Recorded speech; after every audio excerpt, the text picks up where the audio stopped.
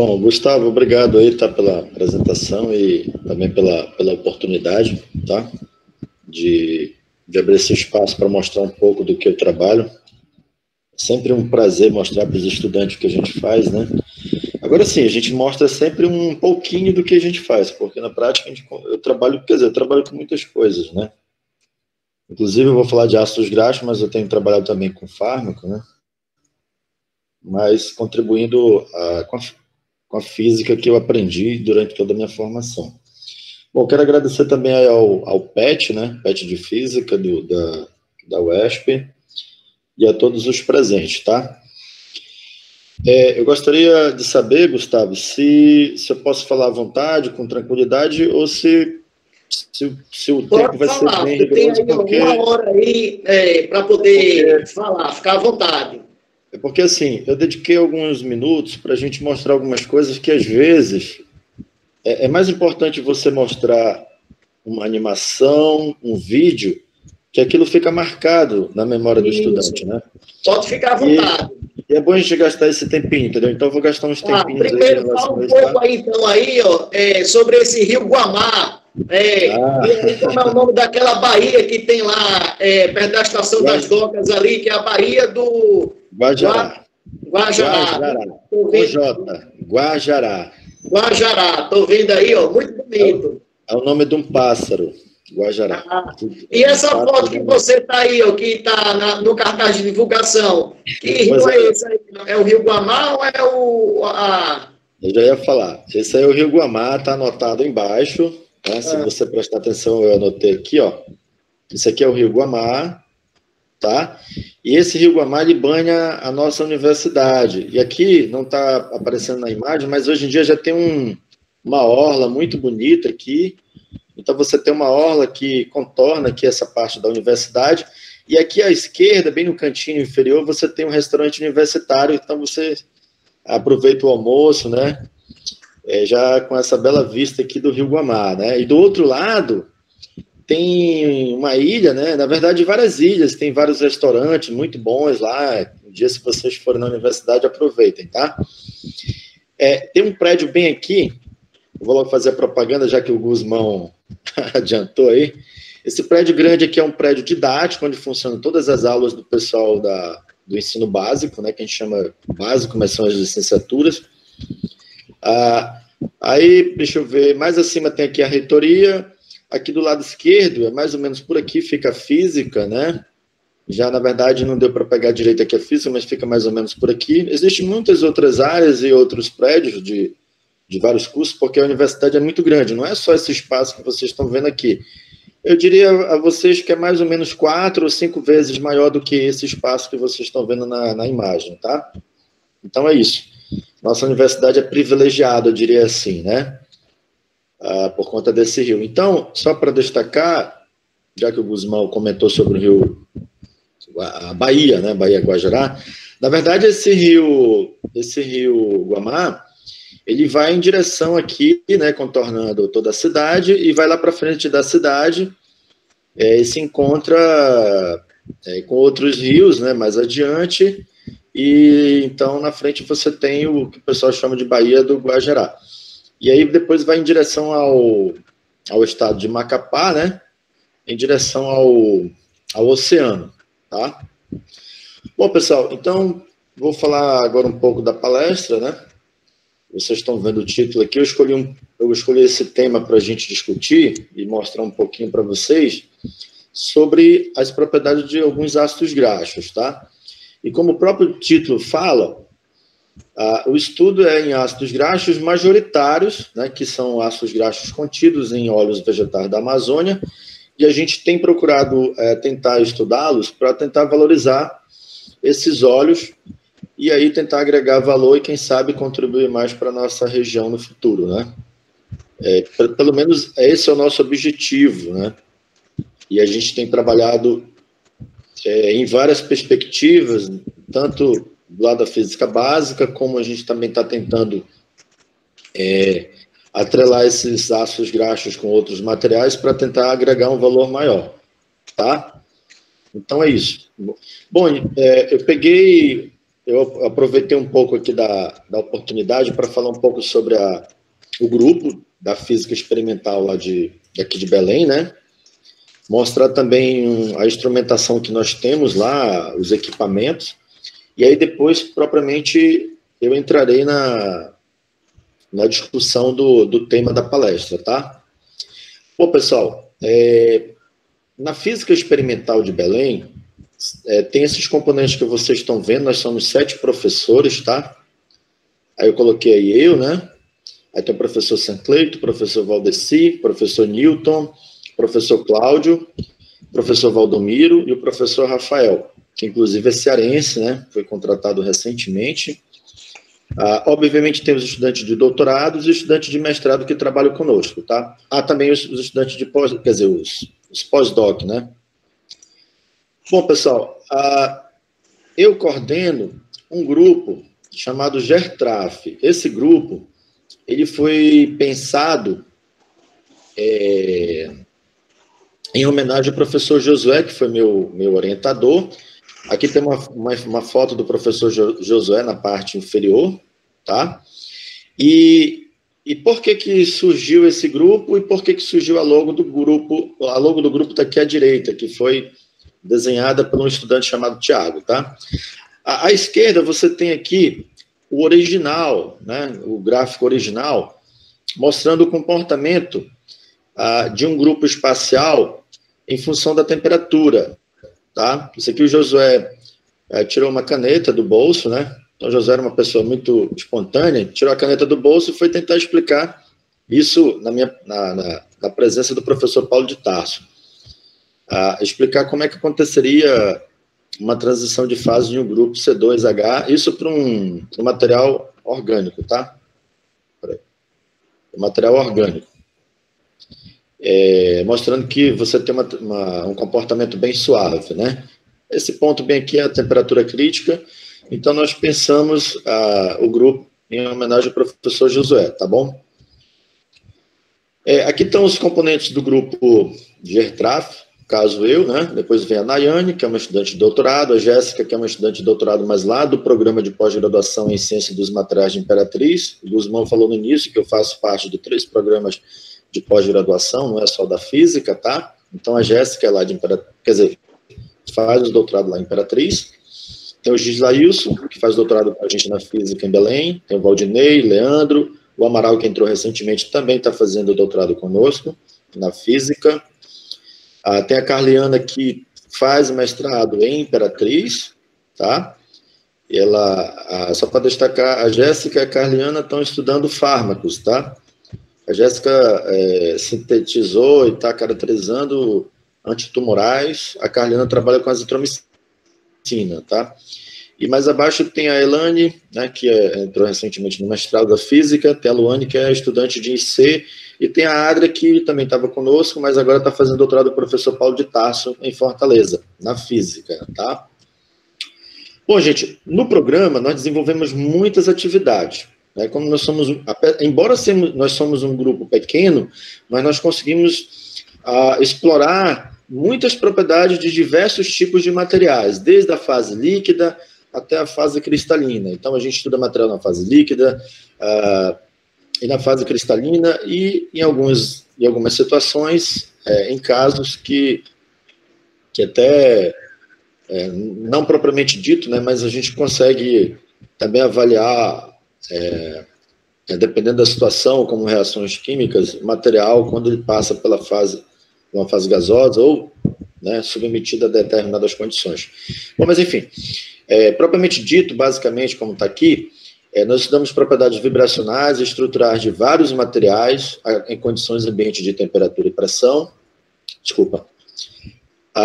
Nós estudamos também materiais em condições extremas de temperatura, né? Nós conseguimos baixar a temperatura até em torno de 10 Kelvin, às vezes até um pouquinho mais baixo, mas isso aí não é um detalhe importante. Nós conseguimos também aplicar pressão hidrostática nos materiais. A gente estuda materiais com pressões bastante elevadas, pressões que vão até próximo da pressão presente no centro da Terra. A gente também estuda propriedades ópticas dos materiais, propriedades térmicas e propriedades físicas, como, por exemplo, polimorfismo e a estabilidade termodinâmica de fármacos, né, e ácidos graxos, como vocês vão ver mais adiante, tá? Pessoal, lá nos laboratórios da física, nós temos, por exemplo, um MEV, que é um microscópio eletrônico de varredura muito bom, né, um T-scan de alta resolução, tá? Esse que vocês estão vendo aí na imagem, né? Ele também, por causa de alguns componentes acoplados, é possível fazer EDS nesse equipamento. Poderia fazer muitas outras coisas, mas no momento a gente não tem a instrumentação ideal para fazer outras, eu digo, mais coisas a respeito de tentar caracterizar material nanoestruturado, mas a gente já consegue fazer bastante coisa com esse equipamento, tá? Eu esqueci de falar, quem coordena o laboratório desse microscópio aí é o professor Valdomiro.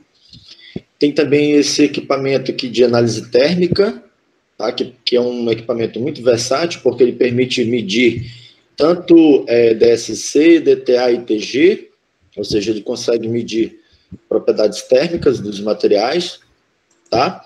Esse equipamento fica no laboratório de raio-x, onde quem coordena é o professor Cláudio Remédio, e lá também nós temos fluorescência de raio-x, tá?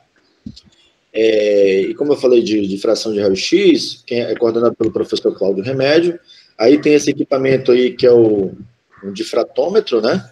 Esse difratômetro, ele permite medir os padrões de difração dos materiais em condições ambiente e também em baixas temperaturas, tá? E ele é um equipamento da Bruker, tá certo? E é um equipamento muito bom. Bom, aqui também tem um equipamento para medir espectros no infravermelho, tá? Na verdade, aqui a gente consegue medir tanto o infravermelho como o Raman, né? Tem essa outra parte aqui do lado direito que ele permite medir espectros Raman. Na verdade, a gente faz FT-Raman, né? Então, quer dizer, na prática a gente faz FT-infra e FT-Raman. Por que FT? Porque usa a transformada de Fourier. Uma vez que você mede os espectros por interferometria, e aí depois o próprio programa lá dentro, né, ou seja, através do software, você tem uma transformada, né, ele faz uma transformada para você, e aí você, ao invés de ter uma medida no tempo, você tem uma medida em termos do número de onda, né, que poderia ser traduzido como frequência, a partir da transformada de Fourier, tá? Esse equipamento é muito bom, muito versátil, ele permite você acoplar várias outras instrumentações para baixar a temperatura, também pode ser medido infravermelho com pressão, por exemplo, você tem um microscópio que ajuda a trazer o feixe, quer dizer, o laser, né, que passa pela amostra até aqui nessa bandeja do microscópio, né, aqui você pode botar uma célula de pressão, tá certo? Então esse equipamento é muito importante porque ele é bastante versátil, tá? Esse laboratório, ele fica, quer dizer, desculpa, o equipamento fica no laboratório de espectroscopia vibracional, que é coordenado pelo professor Valdeci.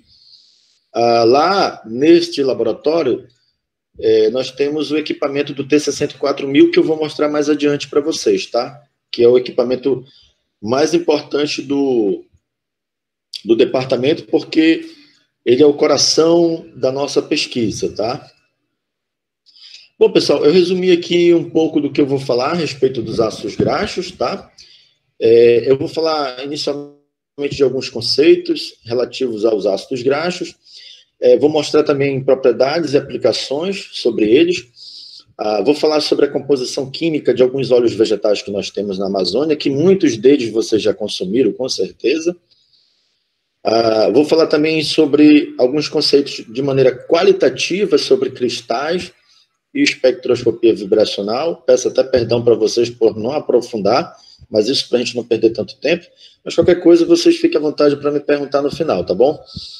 E vou falar também sobre os cristais de ácidos graxos que nós já temos estudado e alguns resultados publicados por nós, tá? Bom, pessoal, aqui eu reservei esse espaço para a gente assistir um pedaço do filme do Óleo de Lourenço, tá? É importante a gente ver o filme. Quem já assistiu, ok, né? Rever a cena. Quem nunca assistiu, vai poder ver o que aconteceu e pode assistir o filme no futuro com mais calma. E eu digo com mais calma porque o filme é muito longo, é da ordem de 3 horas, mas é um filme espetacular para quem gosta de fazer ciência e até como um filme que pode ser usado em aulas de metodologia de ensino, metodologia de pesquisa, etc, tá? Mas, enfim, nesse momento ele estava dormindo, né, de tanto estudar, etc, né? Mas olha só.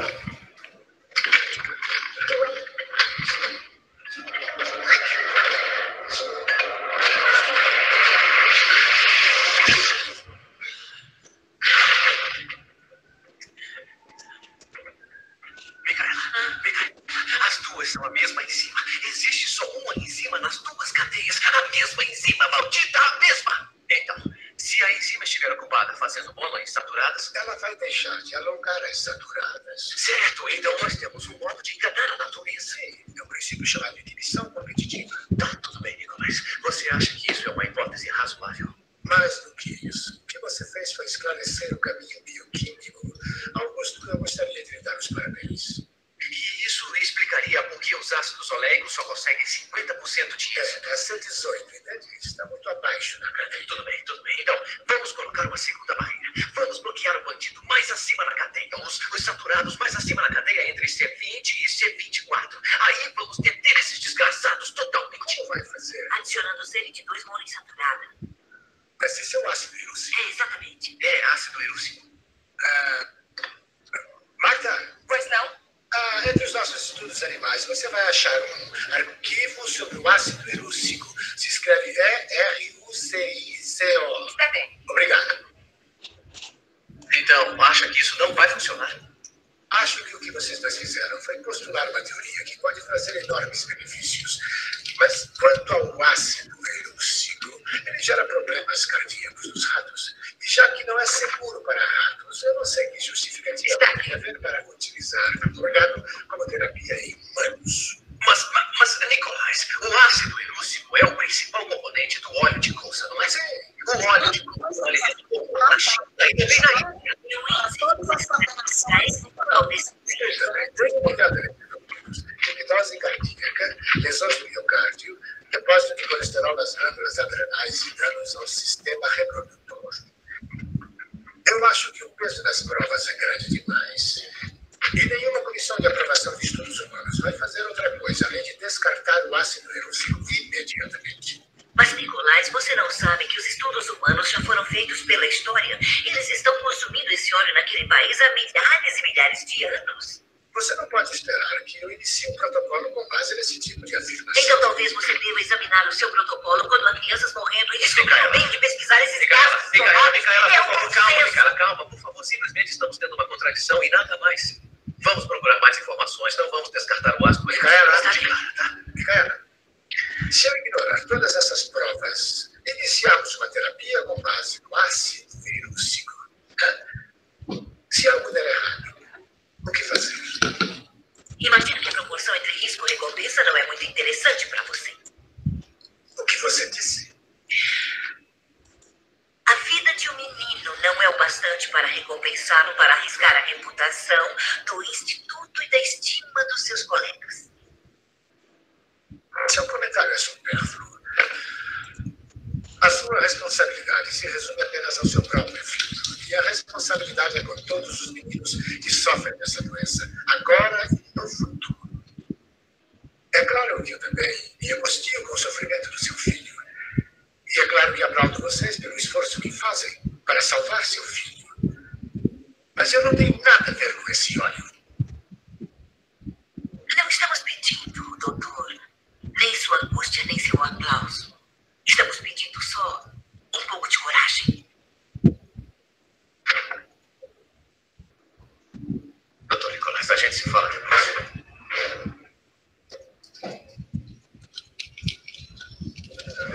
Não. O que é que o médico disse? A razão nos diz que é um risco que vale a pena correr. Mas...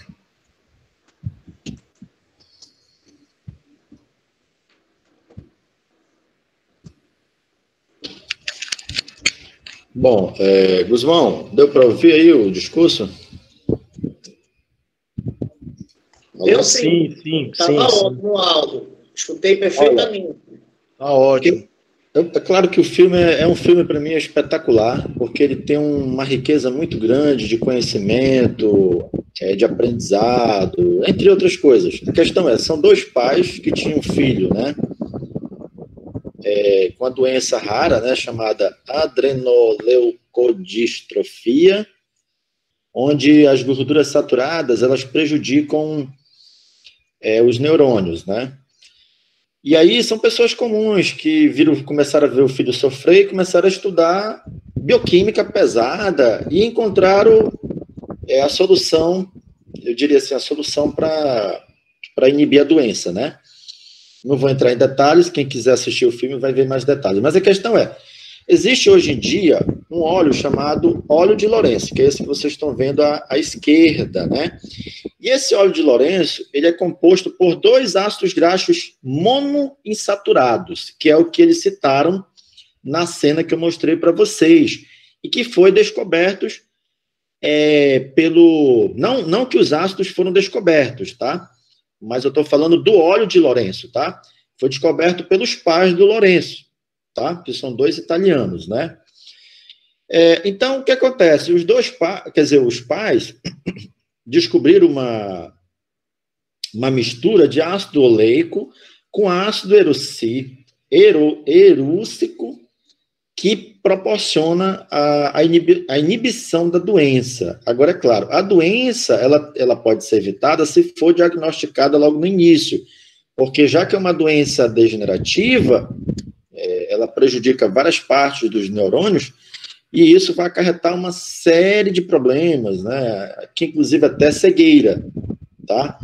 Então assista um filme que vocês vão ver lá. Mas a moral da história do filme, que eu queria tirar daqui, nesse momento, é sobre o ácido oleico e o ácido erúcico, aliás, tá?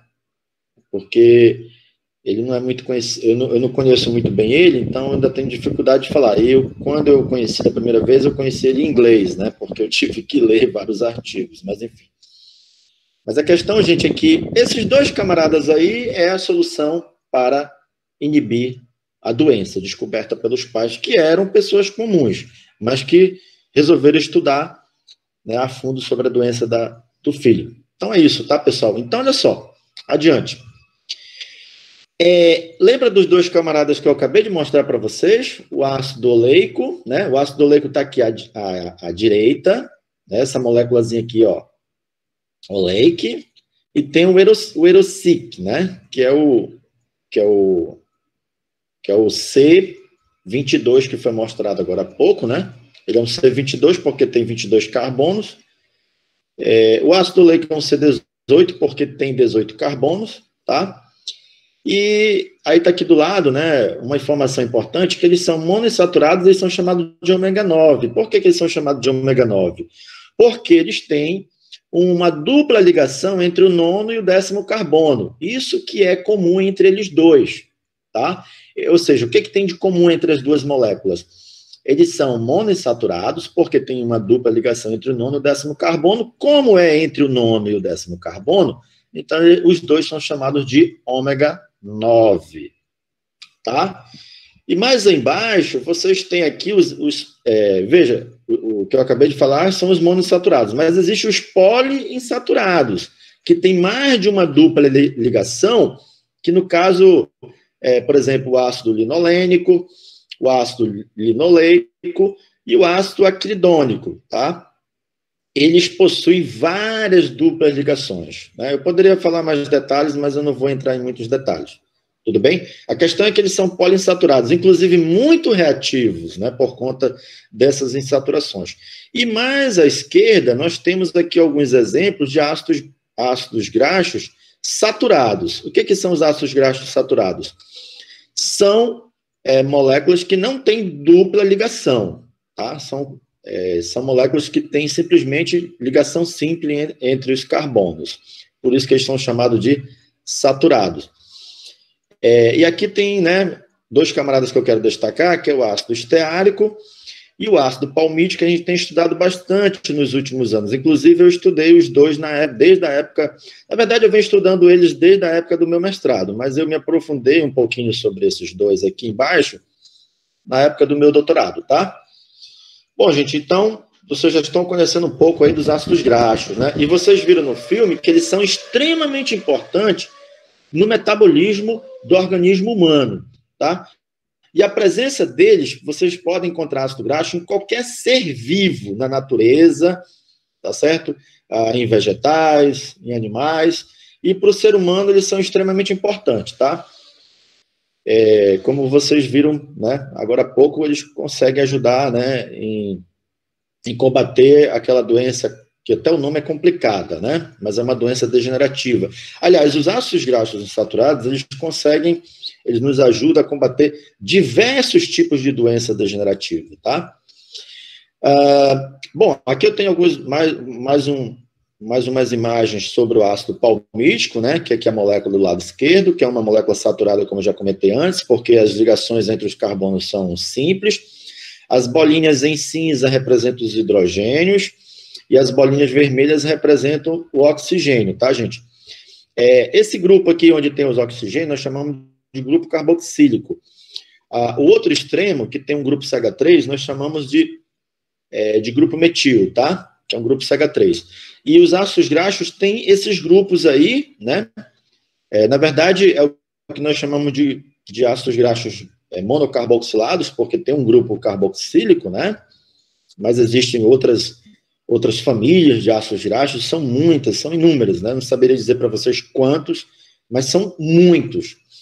E aqui eu estou destacando o ácido oleico, que é o ômega 9, que eu mostrei antes para vocês, né?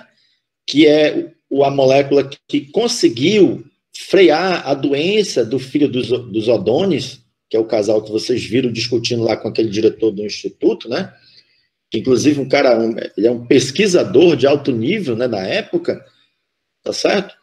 E aí o casal conseguiu descobrir que essa moléculazinha consegue frear aquela doença degenerativa, né? E aqui eu estou destacando a dupla ligação entre os dois carbonos, como já falei antes para vocês, que fica exatamente entre o nono e o 10º carbono, por isso que é chamado de ômega 9, tá? Mas aqui embaixo vocês têm o ácido esteárico, né, que é um C18. Olha só, o ácido palmítico ele é um C16, porque tem 16 carbonos.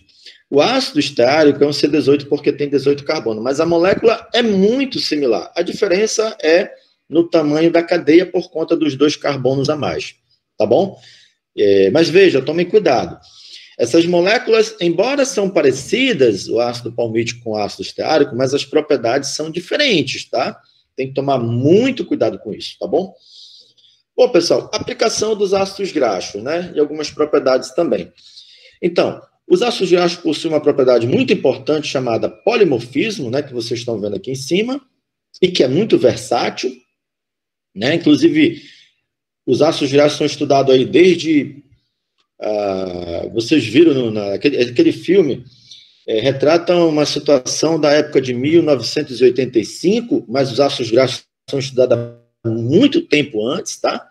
Então, os ácidos graxos é palco de estudo há muitos anos, mas hoje em dia ainda tem muitas questões em aberto e nós precisamos estudá-los, tá bom? Eles possuem também propriedades anti-inflamatórias, né? Propriedades antifungicida, antibactericida, tá? Eles são usados também em produtos de alimento, então é muito usado na engenharia de alimento. Alguns grupos de pesquisa no planeta já funcionalizaram nanopartículas, né? Nanopartículas metálicas à base de ferrita para combater alguns tipos de câncer, né? Usando os ácidos graxos, obviamente. Também é muito usado na área de biodiesel e lubrificantes, tá? Os ácidos graxos também são usados muito na área de fármaco, tá? Inclusive como excipiente. Se você for prestar atenção na bula dos remédios que vocês compram, principalmente alguns xaropes, né? Vocês vão ver que sempre tem lá algum estearato, não sei de quê, né? Sempre tem um estearato, e esse estearato, ele é a base de ácido esteárico quer dizer, uma molécula de ácido esteárico levemente modificada, né? Também tem com ácido palmítico, enfim. Eu já vi vários trabalhos que o pessoal usa em matrizes, por exemplo, né, para produzir algumas películas, entre outras coisas, tá? todas essas questões voltadas, por exemplo, para encapsular fármacos, etc. Tá? Eles também são usados na área de cosmético, muito usados mesmo, tanto que se você falar assim, ômega 3, né? Falou ômega 3, ômega 6, ômega 9, todo mundo já... só falta morrer por conta desses ácidos graxos. Eu estou falando de felicidade, né? Morrer de felicidade, entre aspas, né? Falou em ácido graxo, ômega 9, 6, 3, o pessoal já fica, né? Pasmo com as propriedades que eles podem propiciar não só para a pele, mas também para o organismo como um todo, tá? Eu acho que eu já comentei sobre a área de alimentos, né? Está repetido aqui, desculpa. Tem algumas coisinhas que estão repetidas aqui, desculpa, tá, pessoal? Porque eu vou emendando, às vezes, uma palestra, aproveitando algumas coisas, acaba que saem algumas questões repetidas, desculpa aí, tá? Bom, pessoal, aqui eu vou mostrar um trabalho para vocês que retrata a síntese de nanopartículas de ácidos graxos, tá? Neste trabalho, na verdade, o grupo aqui, que é um grupo da Espanha, conseguiu produzir nanopartícula de ácido palmítico, tá? Mas é possível sintetizar nanopartículas a partir de outros ácidos graxos, tá bom? Isso é só para mostrar para vocês que, né, o mundo que possibilita aí as aplicações são das mais diversas, principalmente porque se consegue obter cristais de tamanhos grandes, né, da ordem de micro, centímetro e até nanômetro, tá? Aqui são dois trabalhos que eu estou mostrando para vocês que retrata uma propriedade antimicrobiana do ácido láurico. Eu destaquei bem aqui, o ácido láurico é um ácido saturado, tá? É um ácido graxo saturado de cadeia saturada com 12 carbonos, tá? O láurico tem 12 carbonos. Aqui também tem o hexadecanoico, que é o ácido palmítico que eu já comentei com vocês anteriormente, né? O ácido palmítico também é uma molécula saturada e ele é um C16, que eu já comentei, né? E aqui esse trabalho mostra a propriedade anti-inflamatória dele, tá? Então, como vocês estão vendo, né? Tudo que eu falei antes eu não inventei para vocês, tá? São coisas que eu já li na literatura e que são verdadeiras, tá bom? Então, os ácidos graxos possuem propriedades espetaculares, tá? Mas aí vocês poderiam perguntar, e onde eu consigo encontrar esses ácidos graxos? Principalmente em óleos vegetais, tá certo? Você, propriamente dizendo, vou dizer assim para vocês, qualquer vegetal você vai encontrar ácido graxo, porque você consegue extrair óleo de diversas plantas, de diversas sementes, né? E na Amazônia nós sabemos que é o que mais tem planta, né? Plantas e sementes, então, na Amazônia é o que mais temos. Então, nós podemos encontrar ácidos graxos em vários óleos vegetais amazônicos, tá? Por exemplo, aqui nós temos o óleo de buriti, né? Aí, olha, eu estou mostrando para vocês o fruto do buriti, à esquerda, né? Um fruto muito interessante, né? Tem uma cor alaranjada vermelho, né? E desse fruto aqui se extrai o óleo de buriti, tá? Ao lado direito você tem a palmeira, né? Que é uma coisa alta, né? Uma palmeira muito alta e que ela se adaptou muito bem a regiões alagadiças. Como na Amazônia nós temos muitas regiões alagadiças, então ela se adaptou muito bem, né? Tá certo? Então você vai encontrar muitas palmeiras de buriti na região amazônica. E quando você extrai o óleo do buriti, você encontra aqui, olha, os ácidos graxos saturados, palmítico, esteárico, mirístico. Existem outros ácidos graxos também. Eu estou mostrando para vocês apenas os 3 mais importantes que a gente tem estudado. E também tem os ácidos graxos insaturados. Lembra que eu falei para vocês do ácido oleico? Olha aqui o oleico.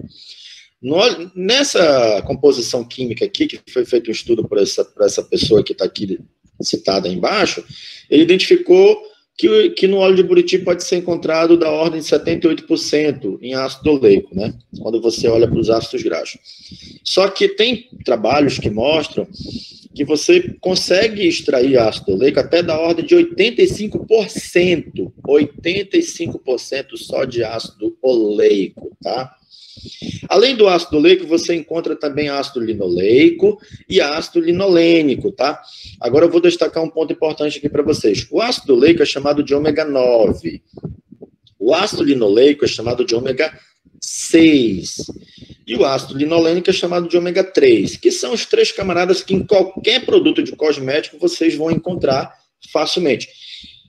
Por quê? Porque eles ajudam, né, a proteger a pele, até na funcionalidade, né, das células da pele, tá certo? Entre outros fatores, tá bom? Bom, nós encontramos também óleos, ácidos graxos em óleo de palma, né, que é o famoso dendê que vocês conhecem, quem já comeu vatapá sabe disso, né, principalmente quem é da Bahia, né. Então, isso aqui, em cima, do lado esquerdo, nós temos o dendê.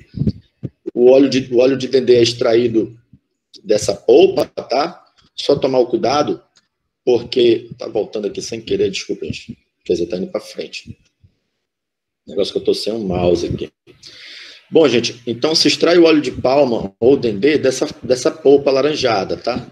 Tem também, você pode também extrair o óleo de palmiste dessa parte esbranquiçada, que nós chamamos de amêndoa, tá?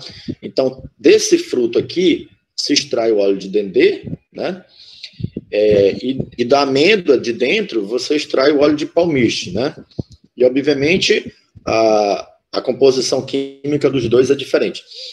À direita eu mostro a palmeira de dendê, ele foi trazido da África, né, pelos africanos, pelos escravos na época, mas ele se adaptou muito bem ao clima daqui do Pará, que é um clima tropical, né?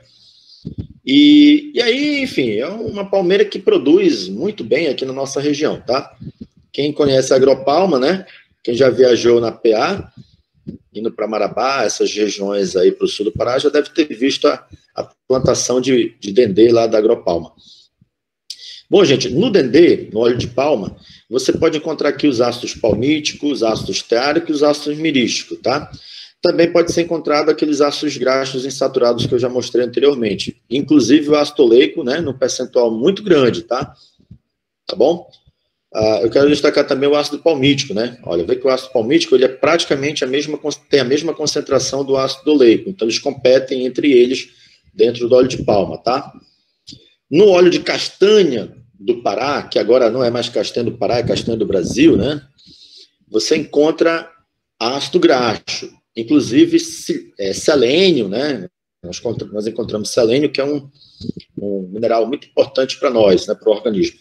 Ó, gente, aqui do lado esquerdo você tem aqui, ó, a castanheira, né? Que é uma árvore gigante, eu diria assim para vocês. Eu diria que é uma das árvores maiores da Amazônia, né? Para você ter ideia da dimensão, você olha aqui para a linha de transmissão, que é muito mais baixa que a árvore, né?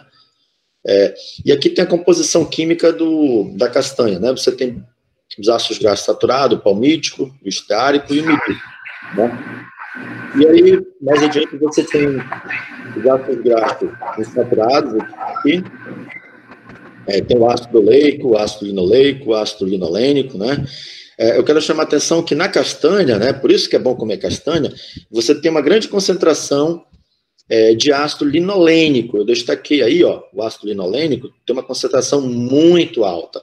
E por que eu estou destacando o ácido linolênico, que é o ômega 6? Porque ele ajuda a combater vários tipos de câncer e vários tipos de doenças cardíacas, tá? Então, ele é muito importante, tá certo? Tem também o óleo de babaçu na Amazônia, né? Quer dizer, nós temos o babaçu, do babaçu você extrai o óleo, e no óleo de babaçu, quer dizer, só mostrar aqui rapidamente, o babaçu você encontra aqui muito na nossa região, mas principalmente na região do Maranhão, né? Quem já viajou aí pelo Maranhão vê que o babaçu é considerado como praga, né? Então tem muita palmeira de babaçu. Esse aqui é o coquinho do babaçu que tem do lado esquerdo no inferior. E aí eu estou mostrando para vocês aqui a composição química do óleo de babaçu, né? O babaçu tem ácidos graxos saturados, que tem mirístico, láurico. Veja que tem uma grande concentração de ácido láurico, né? O ácido láurico é um ácido graxo muito importante para aplicar na indústria automobilística, porque dá para se fazer materiais que evita corrosão, por exemplo, né? Enfim, Ele é muito importante, tá? Por vários motivos, como vocês já viram anteriormente, que tem propriedade anti-inflamatória também, né? Assim como o ácido cáprico, né, tem propriedade anti-inflamatória bem interessante, mas não vou falar sobre ele agora. Aqui também tem ácido palmítico e ácido esteárico, né? Mas o mais importante aqui mesmo é o ácido láurico, tá? Opa. Também tem ácidos graxos insaturados, né? Você tem oleico, linoleico e alguns traços de ácido linolênico, né? Então, sempre ácido oleico, linolênico oleico, linoleico e linolênico, nós vamos encontrar nesses óleos vegetais, tá? Assim como os ácidos esteárico, palmítico, mirístico, láurico, nós vamos encontrar bastante, tá? Aqui é o famoso cupuaçu, muita gente já conhece o cupuaçu. Aqui é o fruto do cupuaçu na parte superior esquerda. À direita nós temos aqui a planta, né, a árvore, tá certo? Do cupuaçu. E aqui no meio eu tenho aqui a composição química em termos de ácido graxo do óleo de cupuaçu, tá? Tem bastante ácido esteárico, por isso que ele é meio esbranquiçado, né? Porque tem esses ácidos graxos saturados.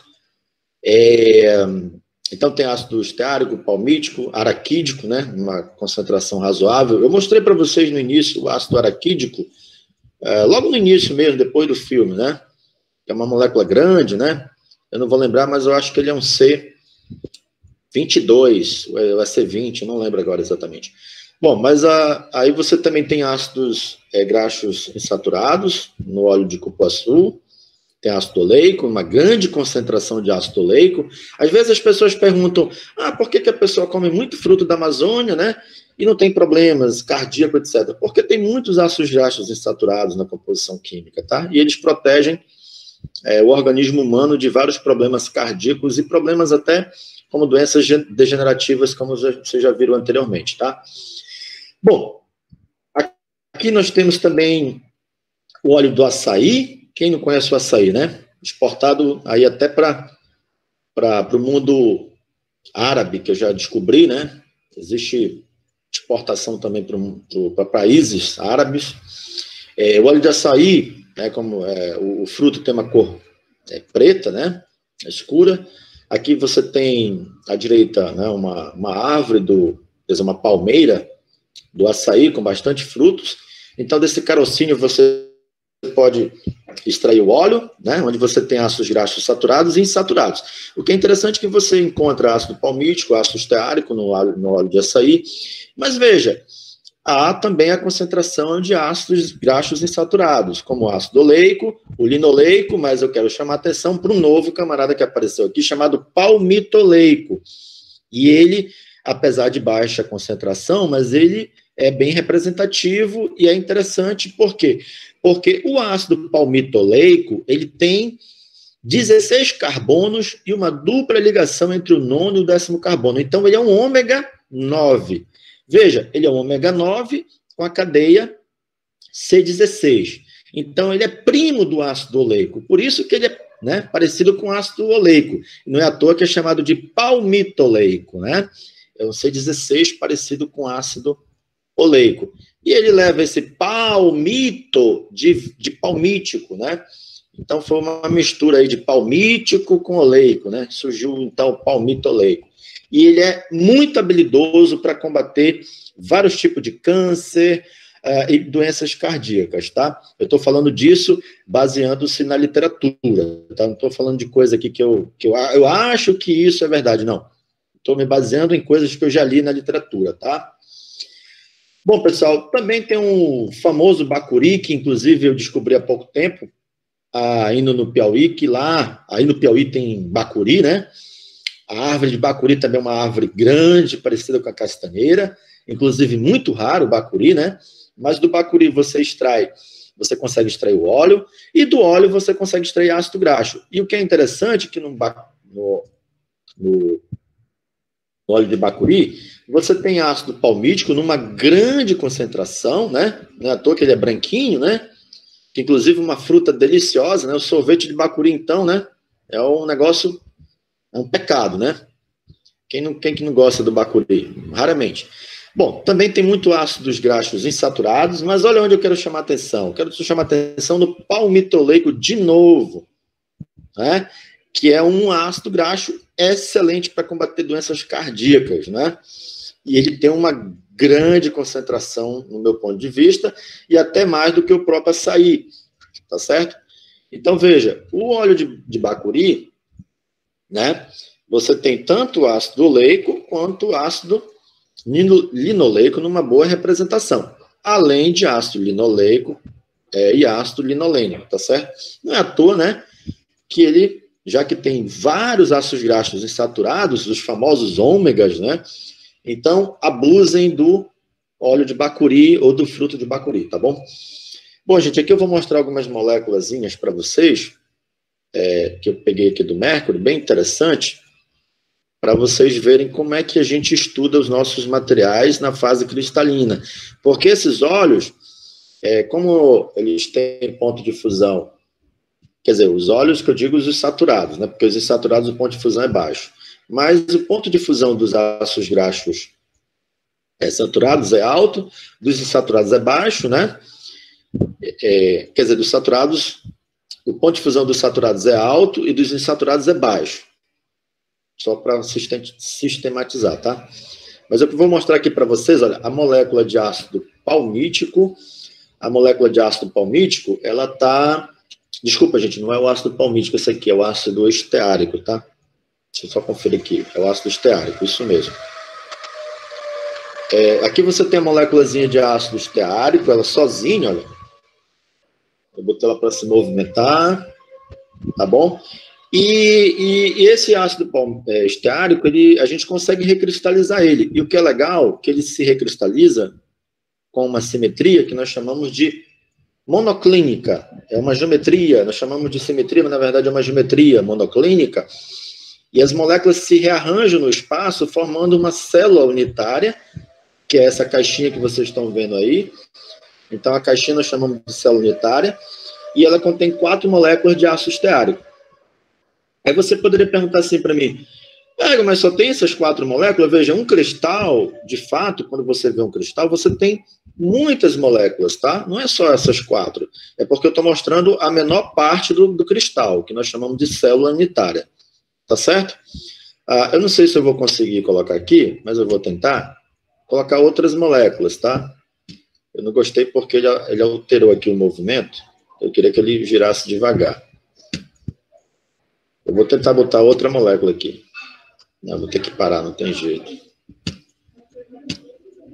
Porque meu mouse não está funcionando direito. Enfim. Desculpa aí, pessoal, mas está atrapalhando um pouco por conta desse mouse. Deixa eu ver se eu consigo mostrar para vocês como é que eu coloco mais moléculas aqui no sistema. Pronto, já deu para... Eu já botei mais uma molécula, agora eu vou empacotar. Empacotar e botar na célula, né? Nossa, tá difícil esse mouse aqui. Agora sumiu a molécula. Eu vou pedir perdão para vocês, mas é que eu estou sem o mouse, meu mouse do notebook não está funcionando legal, mas eu queria botar mais moléculas para vocês verem que o espaço é todo preenchido com várias moléculas, e você tem uma célula unitária que a gente representa... Deixa eu tentar colocar aqui. Deixa eu ver se eu consigo botar agora. Consegui, botar mais moléculas aqui na célula unitária. Que aí vocês vão entender que o espaço pode ser preenchido com muitas moléculas, tá? E assim forma o cristal. Então, o que é um cristal para nós, né? É um sistema formado por muitas moléculas de uma determinada substância, tá? E aí nós temos uma célula unitária como se fosse a célula humana, né? E a gente estuda essa célula, tá? E essa célula representa o todo, tá bom? Então, aqui eu espalhei algumas moléculas para vocês verem. Só para você entender que o espaço é todo preenchido com muitas moléculas, tá bom? Então, isso aí é o sistema ácido esteárico com simetria monoclínica. E aí nós temos aqui o ômega 3, quer dizer, o ômega 9, desculpa, que é o ácido oleico, que eu já mostrei no início para vocês, que é aquele que combate lá aquela doença lá, né? Quer dizer, ele ajuda a frear a doença, né? Para combater de fato, precisa do eurúcico também, né? Então, veja, essa aqui é a molécula de ácido oleico sozinha, aí eu vou empacotar ela, ó. Se você baixar a temperatura do ácido oleico, você consegue cristalizar ele e ele consegue obter essa fase monoclínica que vocês estão vendo aí. Essa caixinha é uma geometria monoclínica, tá? Então, nós chamamos isso de simetria. E dentro da caixinha você tem 4 moléculas de ácido oleico, tá certo? Eu não comentei no início, mas essa curvatura no ácido oleico, ela é devido à insaturação que possui entre o nono e o 10º carbono. É tanto que o ácido esteárico, que está à direita, ele tem 18 carbono, assim como tem 18 carbono no ácido oleico. A diferença é, o ácido oleico é insaturado, por ter a dupla ligação entre o nono e o 10º carbono, e o ácido esteárico não tem essa dupla ligação, né? Então ele é um saturado. Tá certo? Essa é a diferença entre os dois, mas os dois têm 18 carbonos. Bom, pessoal, era isso que eu queria mostrar para vocês a respeito dos 2 ácidos graxos, né? São sistemas bem interessantes, e agora a gente vai voltar para a apresentação. Bom, pessoal, eu estou mostrando aqui para vocês vou mostrar para vocês alguns exemplos de cristais, né? E algumas propriedades, mas eu queria mostrar aqui um cristal vários cristais de quartzo rosa. Ele pode ser encontrado em Belém. Quem for fazer um turismo em Belém, aproveita para conhecer o local aí, é o Polo Joalheiro, tá? Aqui, ó, Polo Joalheiro, fica em Belém do Pará. É um lugarzinho bem agradável, bem gostoso lá. Lá vende várias joias, né? Quem quiser comprar vários tipos de joia, lá tem. E aí a questão que eu quero chamar a atenção de vocês, que a própria natureza sintetizou esse cristal gigante, que deve dar da ordem de 2,5 toneladas, né? Então eu consegui ver, eu que tirei essas fotos aqui, isso aqui são fotos minhas, eu mesmo tirei e botei aqui, né, nessa apresentação. Tem outros cristais menores, né? Expostos por lá, na parede, no chão. Inclusive, no chão tem muitos, só não vai tentar pegar algumas, porque existe uma insegurança lá que não permite a gente pegar, né? Então, quem quiser, mas tem para vender lá, tá? É só comprar um cristalzinho, traz para casa e guarda como lembrança, tá bom? Bom, gente, na formação dos cristais orgânicos, as ligações de hidrogênio são muito importantes, como acontece na água. Por exemplo, você sabe que a água tem 3 fases, né? Que tem a fase gasosa, tem a fase líquida e tem a fase sólida cristalina, tá? Quando você faz gelo da água, você está levando a água para a fase sólida cristalina, e as moléculas de água se rearranjam, né, no espaço, como vocês estão vendo aqui nessa imagem em preto, né? Nós temos várias moléculas de água e elas estão ligadas através das ligações de hidrogênio, que esses pontos, essas linhas tracejadas, né, que são esses pontinhos aqui. E a questão é o seguinte, dependendo do arranjo em que essas moléculas admitem no espaço, proveniente de configurações da ligação de hidrogênio, isso lhes dá várias conformações. E essas conformações nós chamamos de várias fases polimórficas, né? Então, dependendo da configuração das ligações de hidrogênio, isso pode influenciar na própria formação do cristal, que está mostrado aqui embaixo, né? Por exemplo, vocês já devem ter visto na época de Natal, né? Que nós temos várias configurações dos cristais de molécula de água, né? Isso aqui, quem mora em países que tem, de fato, um inverno muito forte, vê isso aqui com frequência, né? Quem mora no Brasil, infelizmente, vê através de filmes ou através de algum tipo de imagem, etc. Mas isso aqui são, né, um exemplo mostrando que o polimorfismo, que depende desses rearranjos das ligações de hidrogênio, pode influenciar na forma cristalina do material, no caso aqui da água, tá certo? Bom, pessoal, então, só para entender um pouco mais sobre polimorfismo, né, um pouco mais sobre cristal, o que seria um cristal, né, qualitativamente falando? Você tem a repetição de um determinado objeto ou uma molécula. Aqui do lado esquerdo eu tenho uma lagartixa, né? E do lado direito eu tenho um ganso, né? Representando um arranjo muito bem organizado, né? São animais, obviamente, né? Mas isso aqui, na verdade, representa uma obra de arte do M.C. Esker, né? Que é um cara que gostava muito de simetrias. E aí, o que acontece? Se as moléculas se repetem no espaço, então isso pode ser representado, né, como se fosse uma estrutura cristalina, e aí, para você estudar o todo, você pode pegar um pedaço desse sistema, tá, e estudar ele como se fosse o todo. Por quê? Porque o pedaço, ele se repete por todo o espaço, tá certo? Vocês podem ver aqui na lagartixa, por exemplo, se você pegar um pedacinho do espaço, né, se você tiver um pouco de paciência, você vai ver que esse pedaço se repete ao longo do todo, né, ao longo do espaço, tá certo? Isso acontece também aqui do lado direito na imagem do ganso, tá? Quer dizer, dos gansos, né? E, na verdade, aqui tem dois tipos de ganso, né? Enfim. Mas a questão é, se você pegar um pedacinho desse espaço, você consegue representar como um todo. E é isso que a gente faz na física, na química, tá? A gente pega um pedaço do cristal, chamado de célula unitária, estuda a célula unitária, porque as propriedades físicas e químicas da célula unitária se repetem em todo o espaço. Então, você representa um pedaço, quer dizer, você pega um pedaço, estuda esse pedaço e representa o todo, tá? E aí, o que acontece? Dependendo da conformação que as moléculas adotem dentro do espaço, isso pode gerar várias simetrias ou várias conformações dentro de uma mesma simetria, tá? Isso nós chamamos de polimorfismo, tá bom? Mais adiante eu vou colocar o conceito para vocês anotarem se quiser. Bom, mas a questão é a seguinte, gente, dependendo da conformação que as moléculas adotem, como tem exemplo aqui embaixo, né? Esses negocinhos brancos, esses bastões, eles representam as moléculas, tá? E dependendo do arranjo que essas moléculas adotam, você pode ter vários tipos de cristais, né?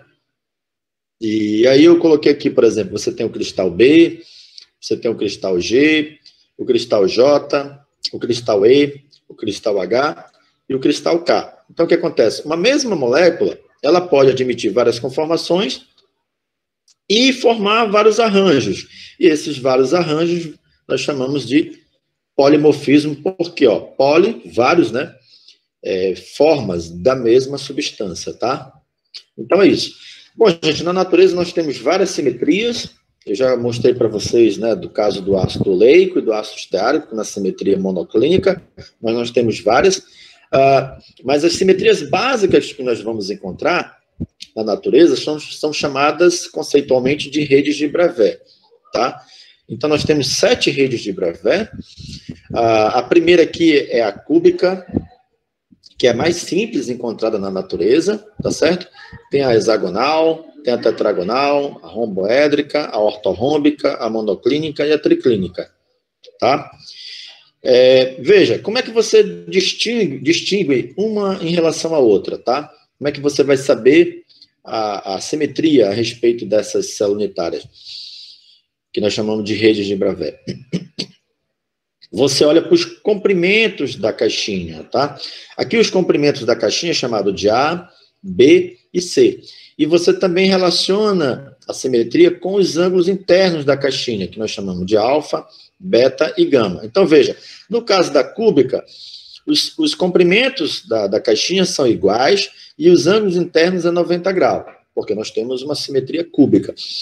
E dependendo dos tamanhos desses comprimentos A, B e C e dos ângulos, você, então, define as outras simetrias, tá? Então, cada simetria tem comprimentos diferentes e ângulos internos diferentes, tá? Então, é fácil identificar a simetria de um cristal ou de um determinado material a partir dos parâmetros de rede. Nós chamamos o A, o B, o C, o alfa, o beta, o gama de parâmetros de rede, ou parâmetros da célula unitária, tá bom?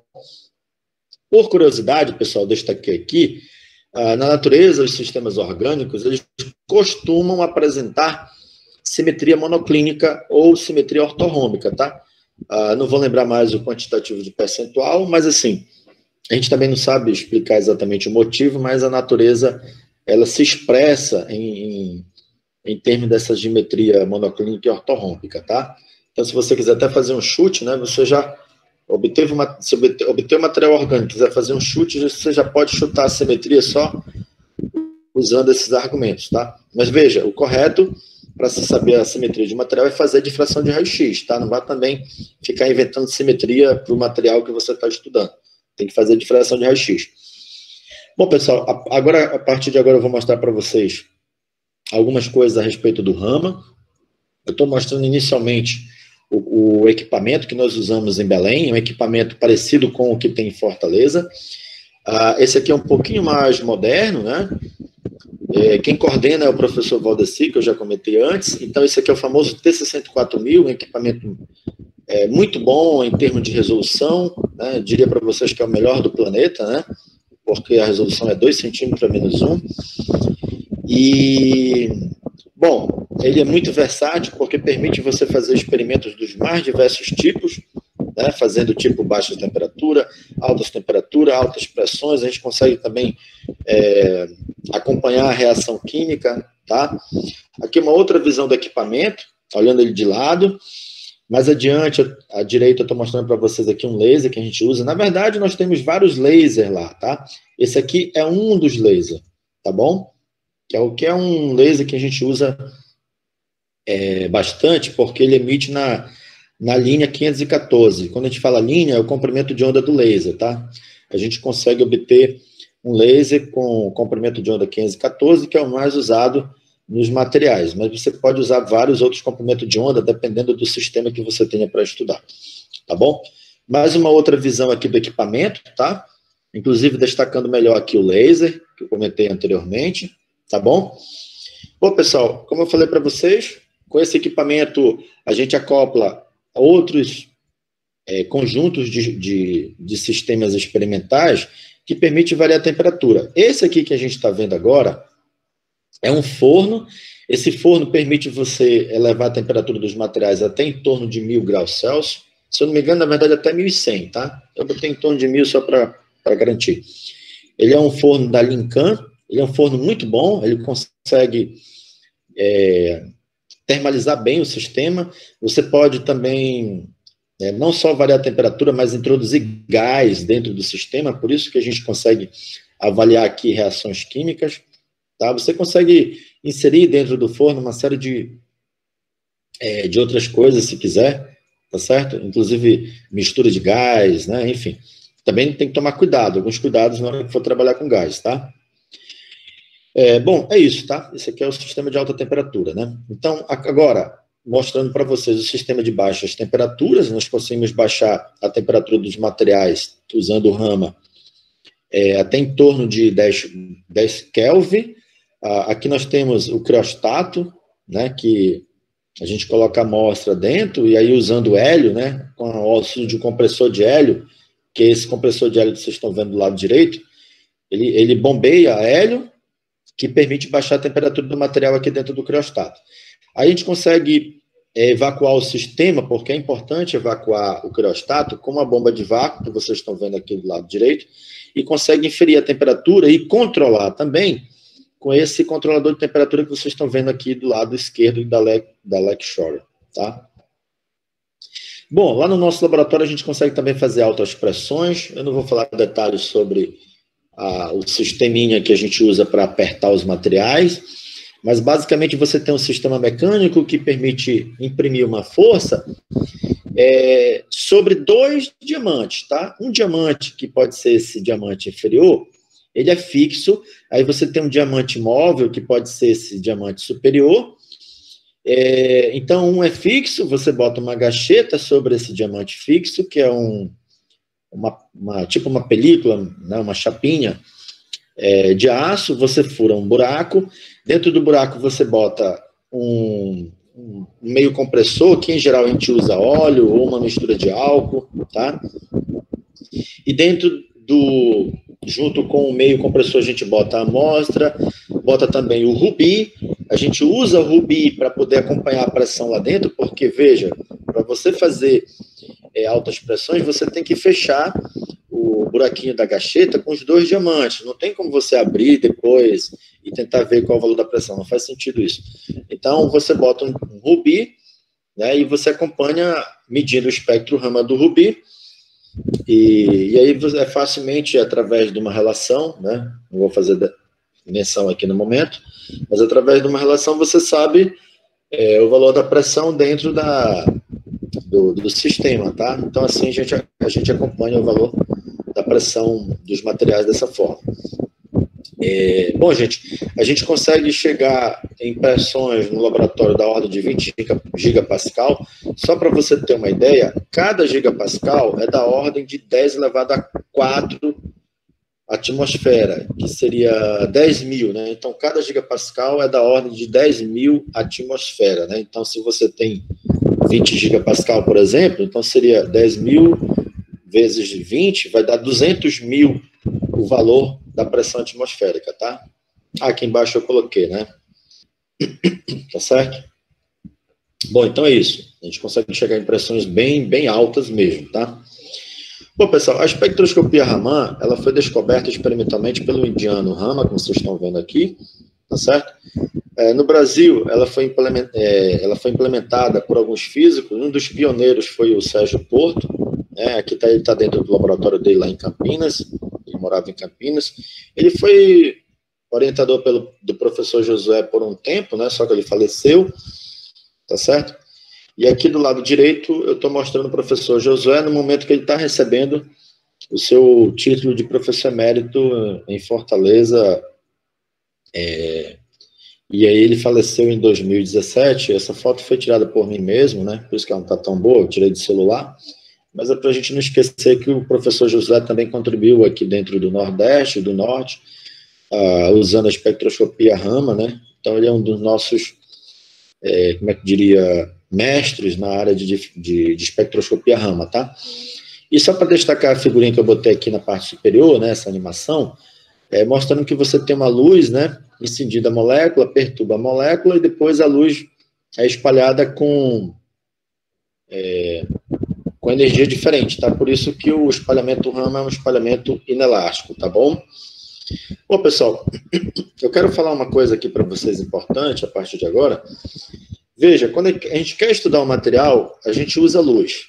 Sem luz não tem como você caracterizar o material. Claro que você pode usar outros tipos de técnicas, mas basicamente você precisa de luz. Não tem como você caracterizar um material sem usar luz, tá certo? Você pode usar raio-x, por exemplo, como tem aqui nesse espectro eletromagnético, né? Você tem raio-x, você pode usar laser, né, dentro do visível, você pode usar ultravioleta, pode usar o infravermelho, onde o infravermelho é uma técnica muito usada, inclusive na medicina, tá certo? Mas eu quero chamar a atenção de vocês que a espectroscopia, ela se baseia em luz, né? Você precisa de luz, um espectrômetro, tá certo? Para você entender mais ou menos como é que funciona, você poderia imaginar como o seu olho, né? Você só enxerga os objetos se você tiver luz.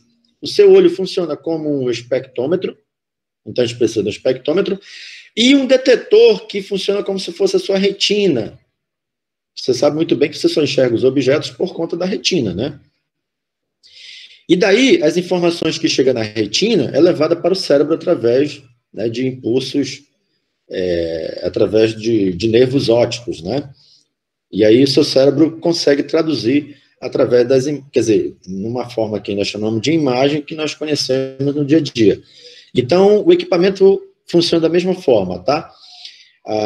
O espalhamento da luz proveniente do material vai para o detetor leva para uma outra instrumentação que permite levar até o computador, tá certo? O computador funciona como se fosse o cérebro de vocês. E aí a gente interpreta os resultados, tá?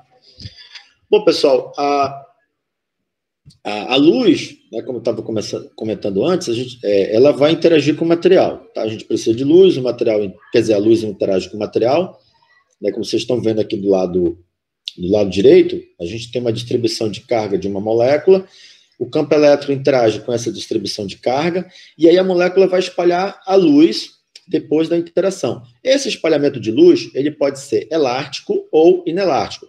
No caso do Raman, ele é um espalhamento inelástico, como eu já comentei anteriormente, mas existem também espalhamentos elásticos, tá? Como é o caso do infravermelho, né? Também tem espalhamento elástico o raio-x, né, a difração de raio-x de pó, por exemplo, o princípio do espalhamento é elástico, tá?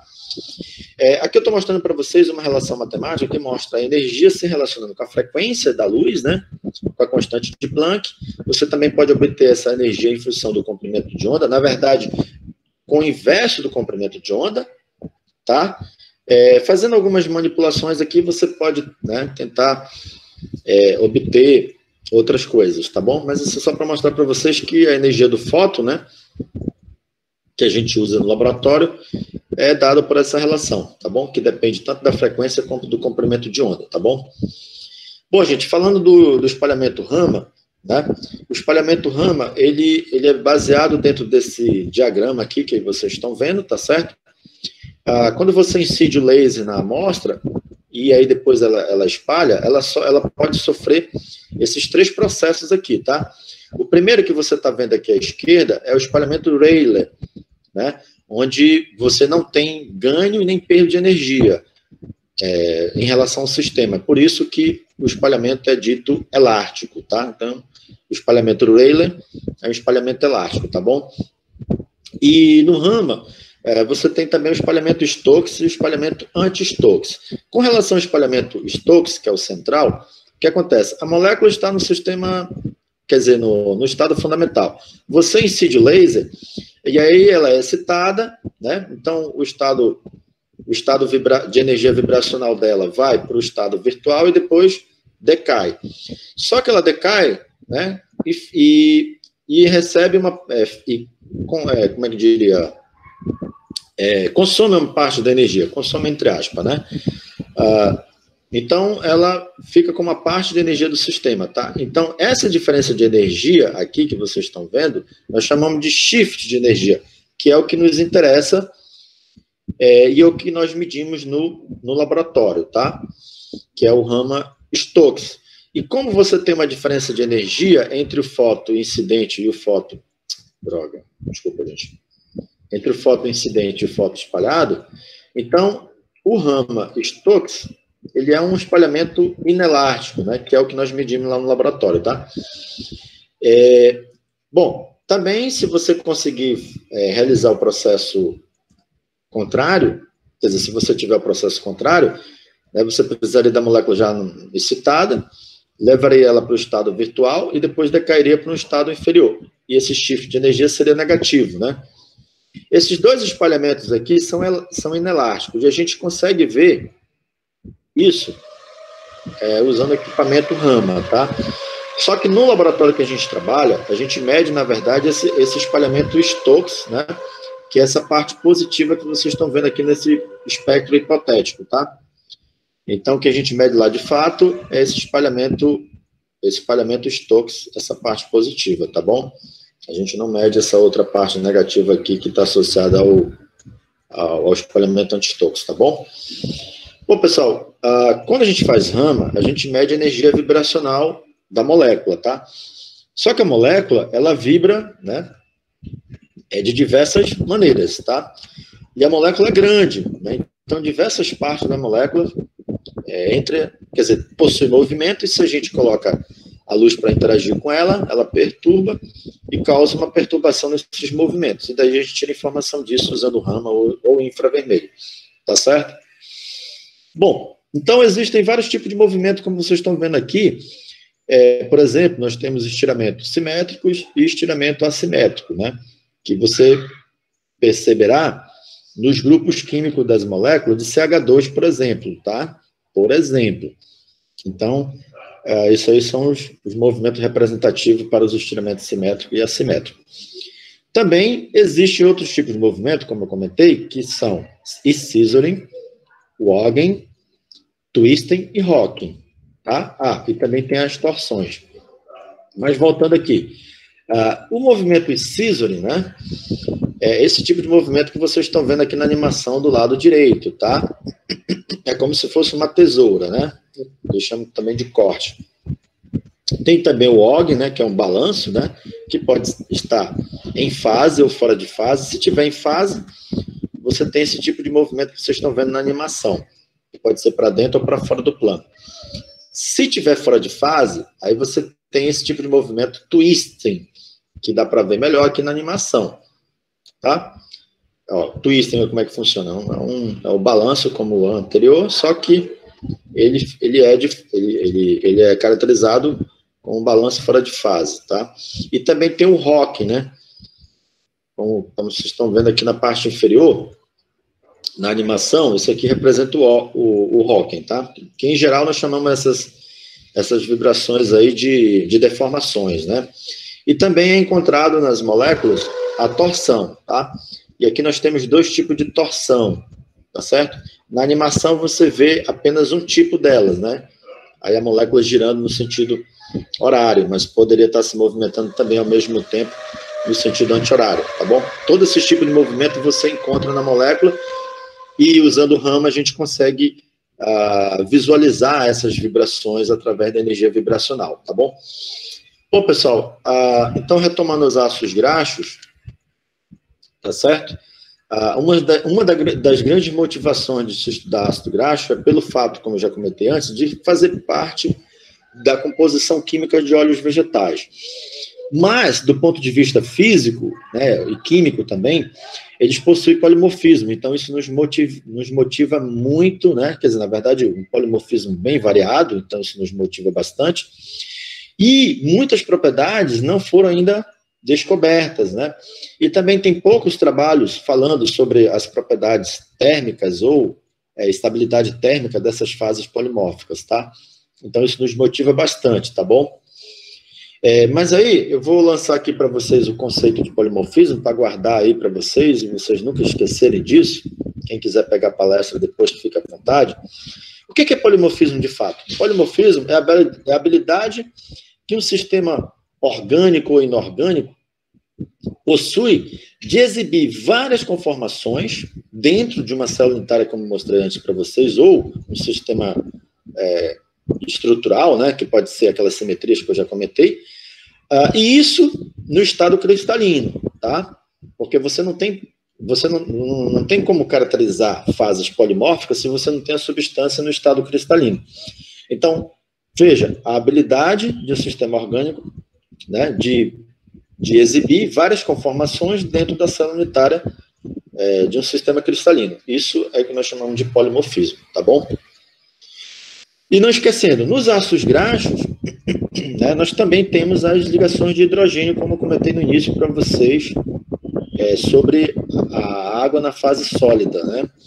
Os ácidos graxos também se ligam através das ligações de hidrogênio, e eu acho que vocês lembram daquele grupo carboxílico que eu já comentei anteriormente, formando o que nós chamamos de dímeros, que está aqui do lado esquerdo. E esses dímeros podem adotar várias configurações, e essas configurações vão promover o polimorfismo, tá?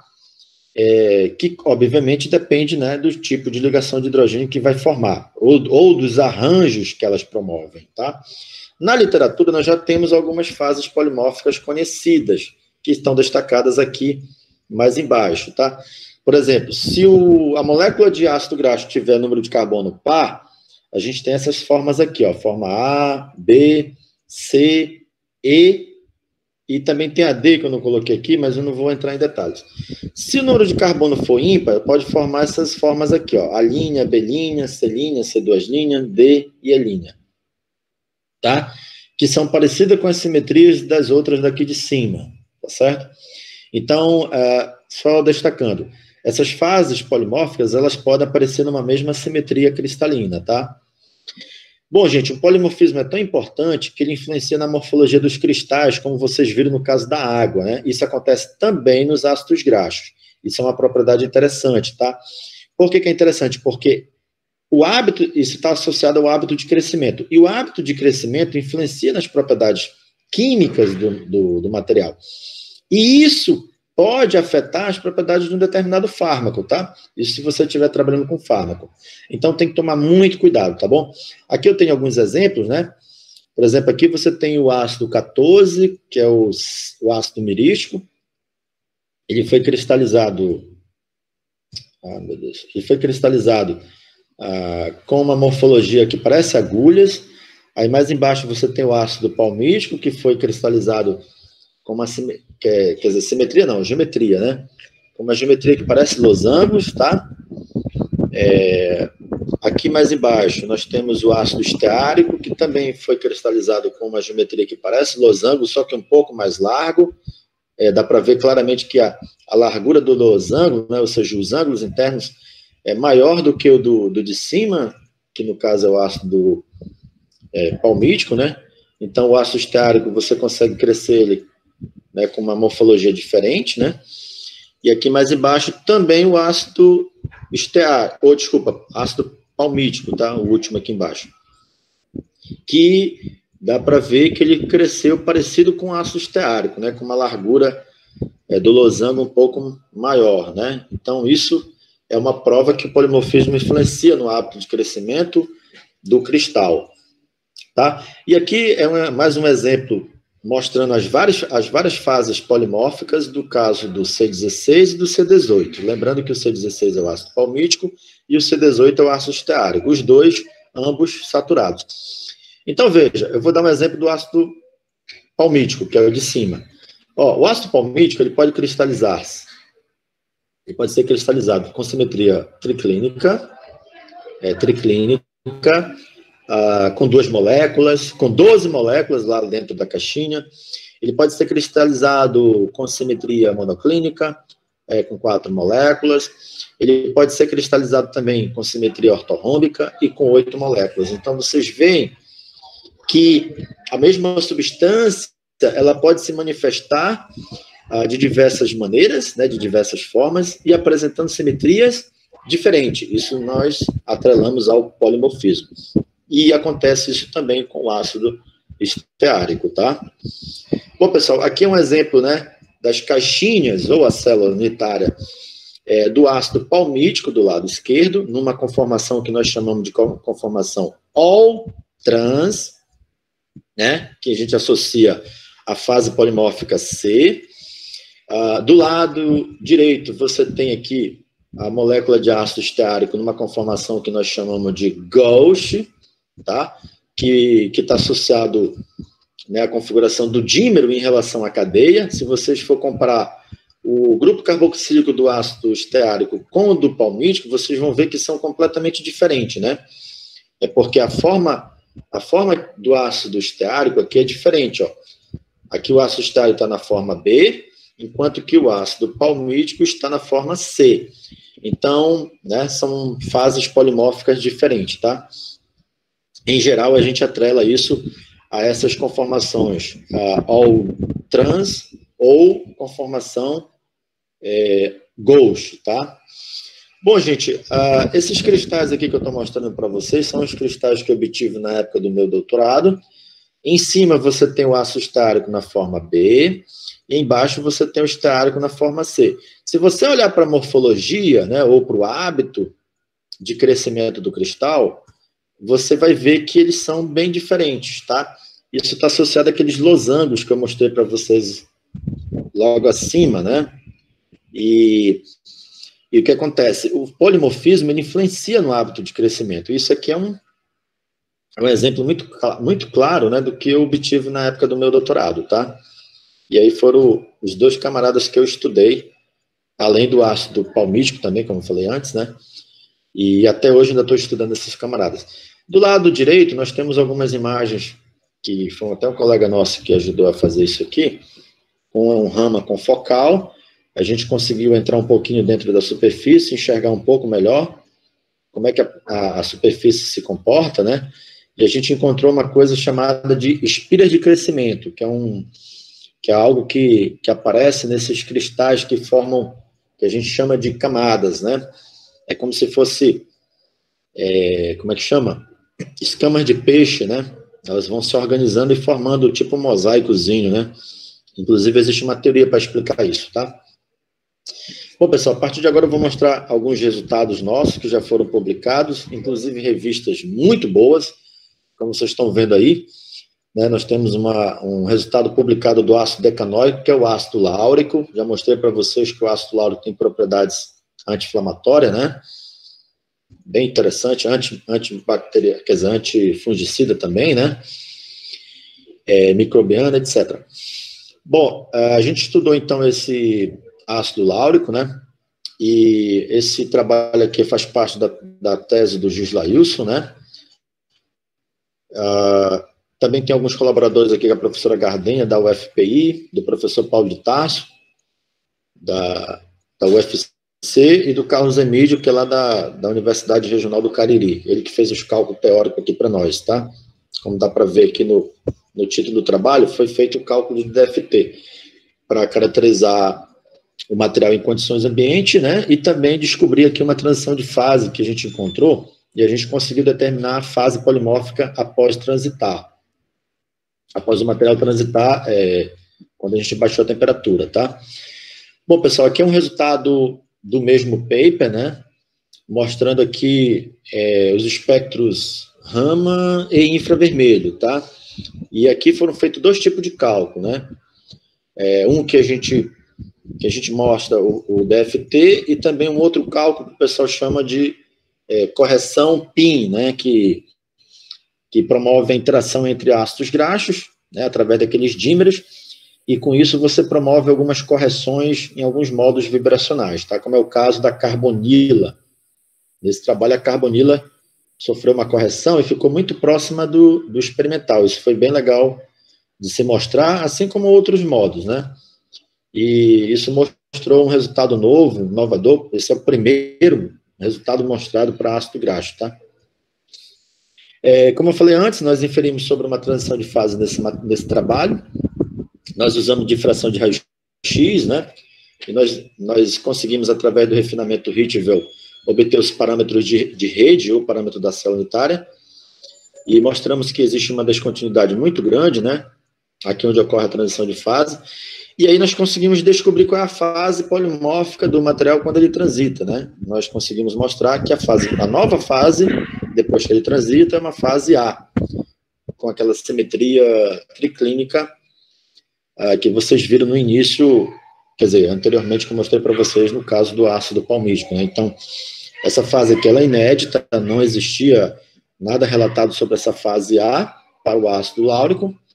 Então, a gente conseguiu publicar esse trabalho porque ele é um trabalho que mostra resultados completamente inovadores, tá? Isso aqui é um outro trabalho que foi desenvolvido já há um bom tempo, né? Tanto que ele foi publicado, eu acho que em 2017, posso até estar enganado, mas foi em 2017. Esse trabalho fez parte da tese do Luiz Fernando, né, que é um outro rapaz que terminou o doutorado lá no nosso programa. Esse trabalho teve colaboração do professor Tarcísio, lá da Unifespa, do professor Paulo de Tarso, da UFC, do professor José, que ainda estava vivo, né? Tem outros colaboradores também, né? Tem o Gilberto, lá da UES, e aqui sou eu, né? Obviamente. Tá? Nesse trabalho foi muito legal porque a gente obteve espectros Raman, espectros infravermelho, e a gente fez uma discussão em cima do polimorfismo, influenciando sobre as propriedades vibracionais dos ácidos palmítico e ácido esteárico nas formas B e C. Esse trabalho foi muito bacana. Tanto que a gente publicou numa revista muito boa. Uma outra coisa que eu não falei, a gente fez Raman polarizado e a gente comparou com o resultado teórico, que foi obtido com a ajuda do professor Gadelha, que hoje está lá em Imperatriz. E aí esse trabalho foi bacana porque a gente descobriu bastante coisa, tá? E está aqui os resultados. Foi só mostrar aqui um exemplo do que a gente conseguiu fazer.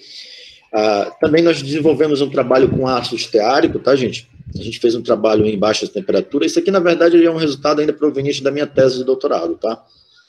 Nesse trabalho, a gente conseguiu ver 2 transições de fase em baixas temperaturas para o ácido esteárico.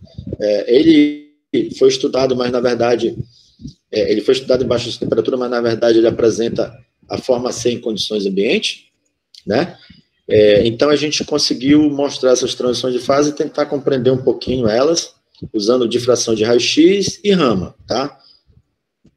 Esse trabalho teve colaboração do professor Paulo de Tarso, da professora Gardenha, que hoje é professora lá no Piauí, né, da Federal, do Gilberto também, né, que é professor na UES, tá? E o professor Josué, que me orientou na época, tá? Aqui são os resultados, né, do ácido esteárico em baixas temperaturas. Esse aqui é resultado de Raman, tá certo? Não vou entrar em detalhes para a gente não perder muito tempo, mas nós conseguimos ver muitas mudanças nos espectros Raman que a gente associou às transições de fase observadas no ácido esteárico, tá? As principais mudanças eu destaquei com essas setas vermelhas, tá? Tem muitas outras coisas aqui. Isso aqui é uma outra maneira de a gente observar o comportamento dos modos vibracionais do material. A gente ajusta aquelas bandas que vocês acabaram de ver, ajusta, tira o valor do modo em função da temperatura, e aí vê o comportamento dos modos, que aí consegue ter uma visualização ou a observação do comportamento de maneira mais afinada, né, refinada, e aí consegue ver exatamente onde aconteceu as transições de fase, né? Como você pode ver aqui, por exemplo, na figura A gente tem algumas descontinuidades, modos que aparecem, né? Tá certo? E que isso caracterizou a transição de fase, quer dizer, as transições de fase observadas no ácido esteárico na forma C. Aqui também tem mais bandas mostrando muitas mudanças, né? Tá certo? Não vou entrar em detalhes, mas nesse trabalho a gente conseguiu ver pelo menos 2 transições de fase para o ácido esteárico na forma C, tá bom? Aqui, ainda complementando o resultado daquelas bandas lá, né? Foi feito alguns ajustes, né? Mostrando o comportamento de cada modo, tá certo? Aqui é mais um trabalho que a gente desenvolveu. Isso aqui ainda é da época do meu doutorado. Isso aqui foi em colaboração com o professor Zé Alves, que é professor da UFC hoje em dia. Esse resultado aqui é do ácido palmítico, né, na forma C. A gente apertou o ácido palmítico, né? Só que esse resultado, como eu falei, foi em colaboração com o professor Zé Alves. Ele estava fazendo pós-doc na França, então ele fez o experimento para a gente lá.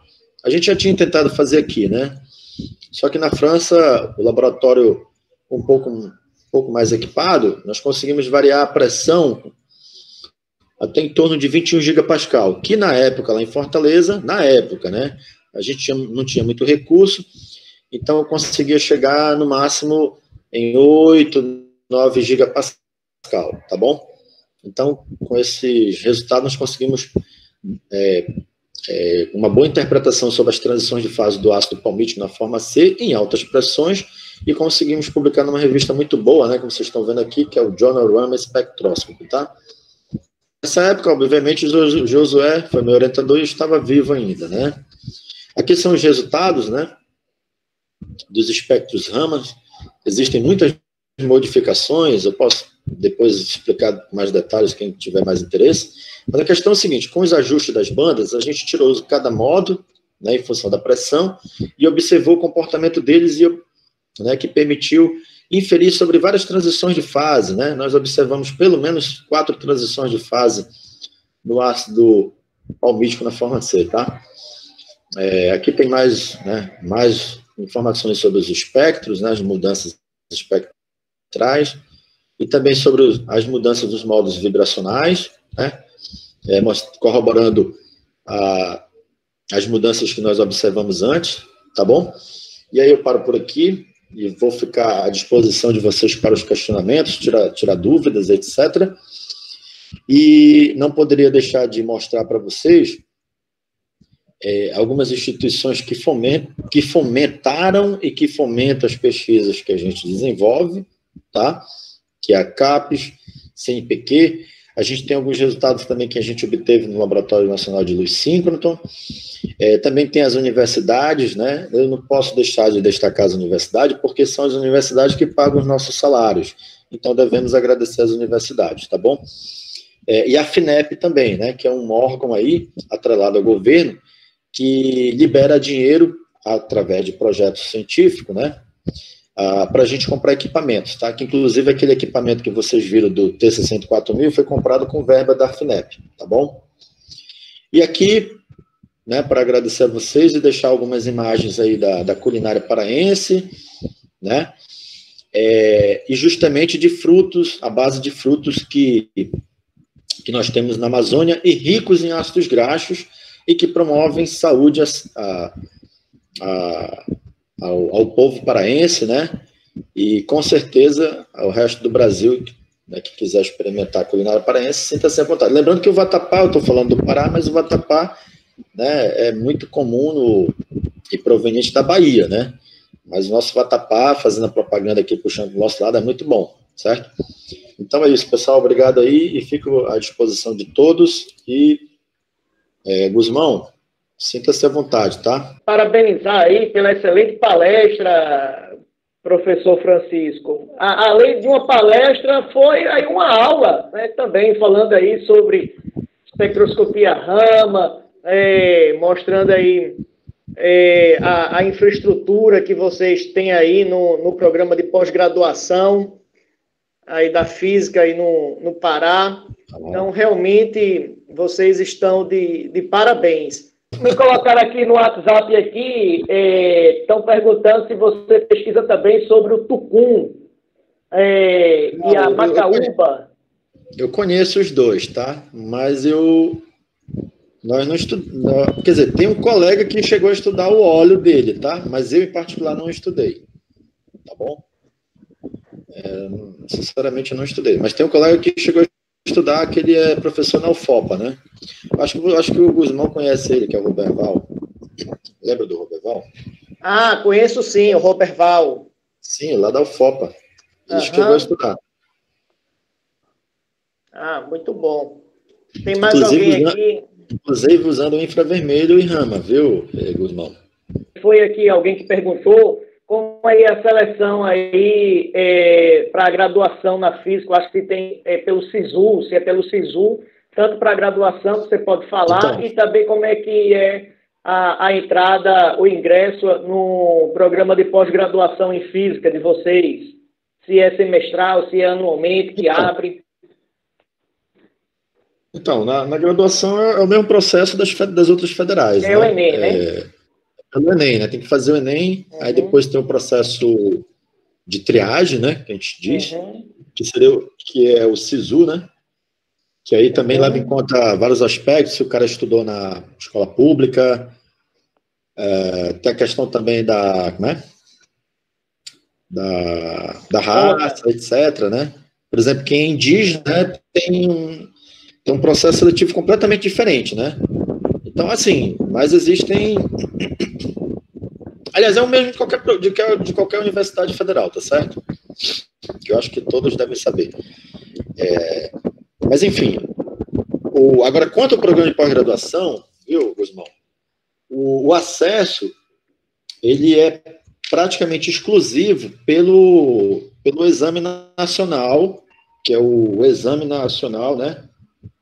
O EUF, né? Que é o Exame Unificado de Física. Que aí tem aquela prova que, se eu não me engano, é gerenciada pela Universidade Federal de Santa Catarina, se eu não me engano, tá? Quer dizer, ou é de Santa Catarina ou do Rio Grande do Sul, agora eu não vou lembrar, tá?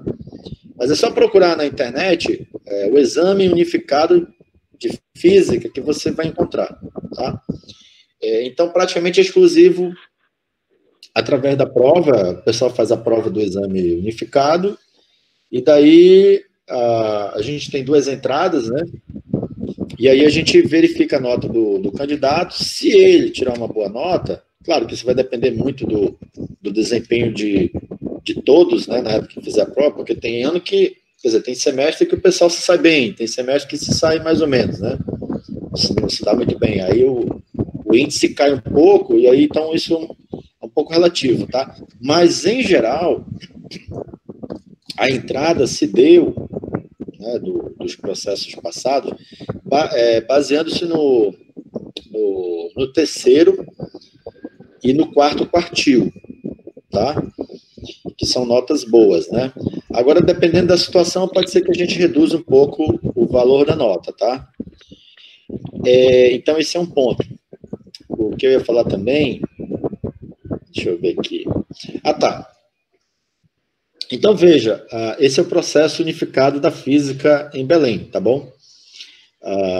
Que já não é bem o mesmo de alguns outros programas, por exemplo, como Fortaleza, tá? Fortaleza é diferente, e eu acho que daí do Piauí também é diferente, né? Entendeu? Aí, se os estudantes quiserem saber mais informação também, por exemplo, eu faço parte do programa de pós-graduação lá de Ciência dos Materiais lá em Imperatriz, aí lá já é prova deles mesmo, né? tem uma provinha objetiva, currículo, e tem também entrevista, tá? Então, basicamente, são esses 3 itens, certo? E é isso, certo? Se alguém quiser mais alguma informação. Então, assim, já que ninguém tem mais nenhuma pergunta, assim, só mais um comentário. A gente vê que aí no Pará, em si, na região amazônica, a gente tem uma flora bastante diversificada e rica, principalmente com muito árvores aí e plantas que têm propriedades medicinais que ainda, poucas ainda foram exploráveis. Certo. Opa, eu acho que caiu aqui. Então, a gente vê aí que já tem vários estudos e que mais assim, o que ser explorado. E uma das palestras, acho que foram 2, que nós já tivemos aqui, foi que esse trabalho que envolve outras áreas do conhecimento, né, essa questão da interdisciplinaridade, foi até discutida aqui em palestras anteriores. Então, para você ver, você fez a graduação em Física, mestrado e doutorado, mas para registrar aqui para quem está participando da palestra e que assistiram às outras anteriores, de que realmente é um trabalho que não envolve só a física. Vocês puderam ver aí, até pela apresentação também do professor Francisco, que envolve diretamente química. A pessoa também tem que ter um conhecimento também especial ali, de botânica ali, para conhecer também um pouco das plantas, né, das folhas ali, ou seja, biologia, né? Então, assim, queria um comentário, professor Francisco, em relação a isso, se pudesse fazer alguma consideração. Guzmão, assim, sobre a biologia eu não conheço, entendeu? Eu conheço um pouco, assim, da região, porque eu moro na região, né? Nasci na região e moro na região. Quer dizer, eu só saí da região para fazer o doutorado, né? Então, assim, eu conheço bem a região, tá? Clima, etc, tá? E, embora eu tenha estudado algumas questões que estão atreladas, mas, assim, eu não me aprofundei, tá bom? Agora, o que eu me aprofundei mais foi em algumas questões voltadas para física, para química. Conceitos voltados para química, tá? Para a área de química. Por quê? Porque não tinha como entender esses óleos se eu não partisse de alguns conhecimentos básicos, por exemplo, você conhecer sobre a composição química dos óleos e sobre as técnicas usadas para a extração dos óleos, que inclusive isso foi um grande desafio na época, porque você não encontrava nada na literatura assim facilmente, né? Hoje em dia você joga aí no Google e encontra tudo facilmente, né? Não, na minha época não tinha Google, tá? Quer dizer, tinha o Google, mas não era, entende? As informações não eram disponíveis como existe hoje em dia, né? Então, tudo era busca de livros. Eu lembro que um primeiro livro que eu fui estudar, cara, eu acho que eu tenho ele guardado até hoje, na verdade é uma cópia, né? É um livro de tecnologia de alimentos. Foi por ele que eu aprendi um pouquinho sobre óleos e gorduras. Inclusive, existe uma diferença entre óleo e gordura, entre azeite também, porque a gente acha que tudo é igual, né? Não, gordura é uma coisa, azeite é outra e óleo é outra. Eu aprendi a distinguir uma coisa da outra e aprendi algumas propriedades sobre triglicerídeo, por exemplo, diglicerídeo, monoglicerídeo, gliceróide, porque eu tive que estudar. Mas veja, foi muito difícil no início, porque as informações não estavam disponíveis na internet, entendeu? E aí eu tive que ir atrás mesmo. Eu fui conversar com o pessoal da química, eu lembro que eu conversei com uma moça que fazia doutorado na tecnologia de alimentos, e ela me deu alguns artigos, eu tirei cópia, livro também, tirei cópia, e aí fui estudar, entendeu? Não tinha outro caminho, entende? Então, no início foi muito difícil para mim, que inclusive deu vontade até de desistir, porque tinha que estudar bastante química, um pouco de química orgânica, entendeu? Enfim, mas foi um desafio que hoje em dia eu sou feliz por isso, porque me proporcionou conhecimento suficiente para estudar outros tipos de sistemas, entendeu? Bom, é isso, tá? Não é uma tarefa fácil no início, mas depois você vê que vale a pena, né? Porque nós não podemos ficar isolados na nossa área. Esse que é o segredo, entende? Isso, exatamente, vai ao encontro a sua fala justamente com a de outros palestrantes que passaram por aqui em semanas anteriores, que os trabalhos de hoje em dia realmente eles estão bem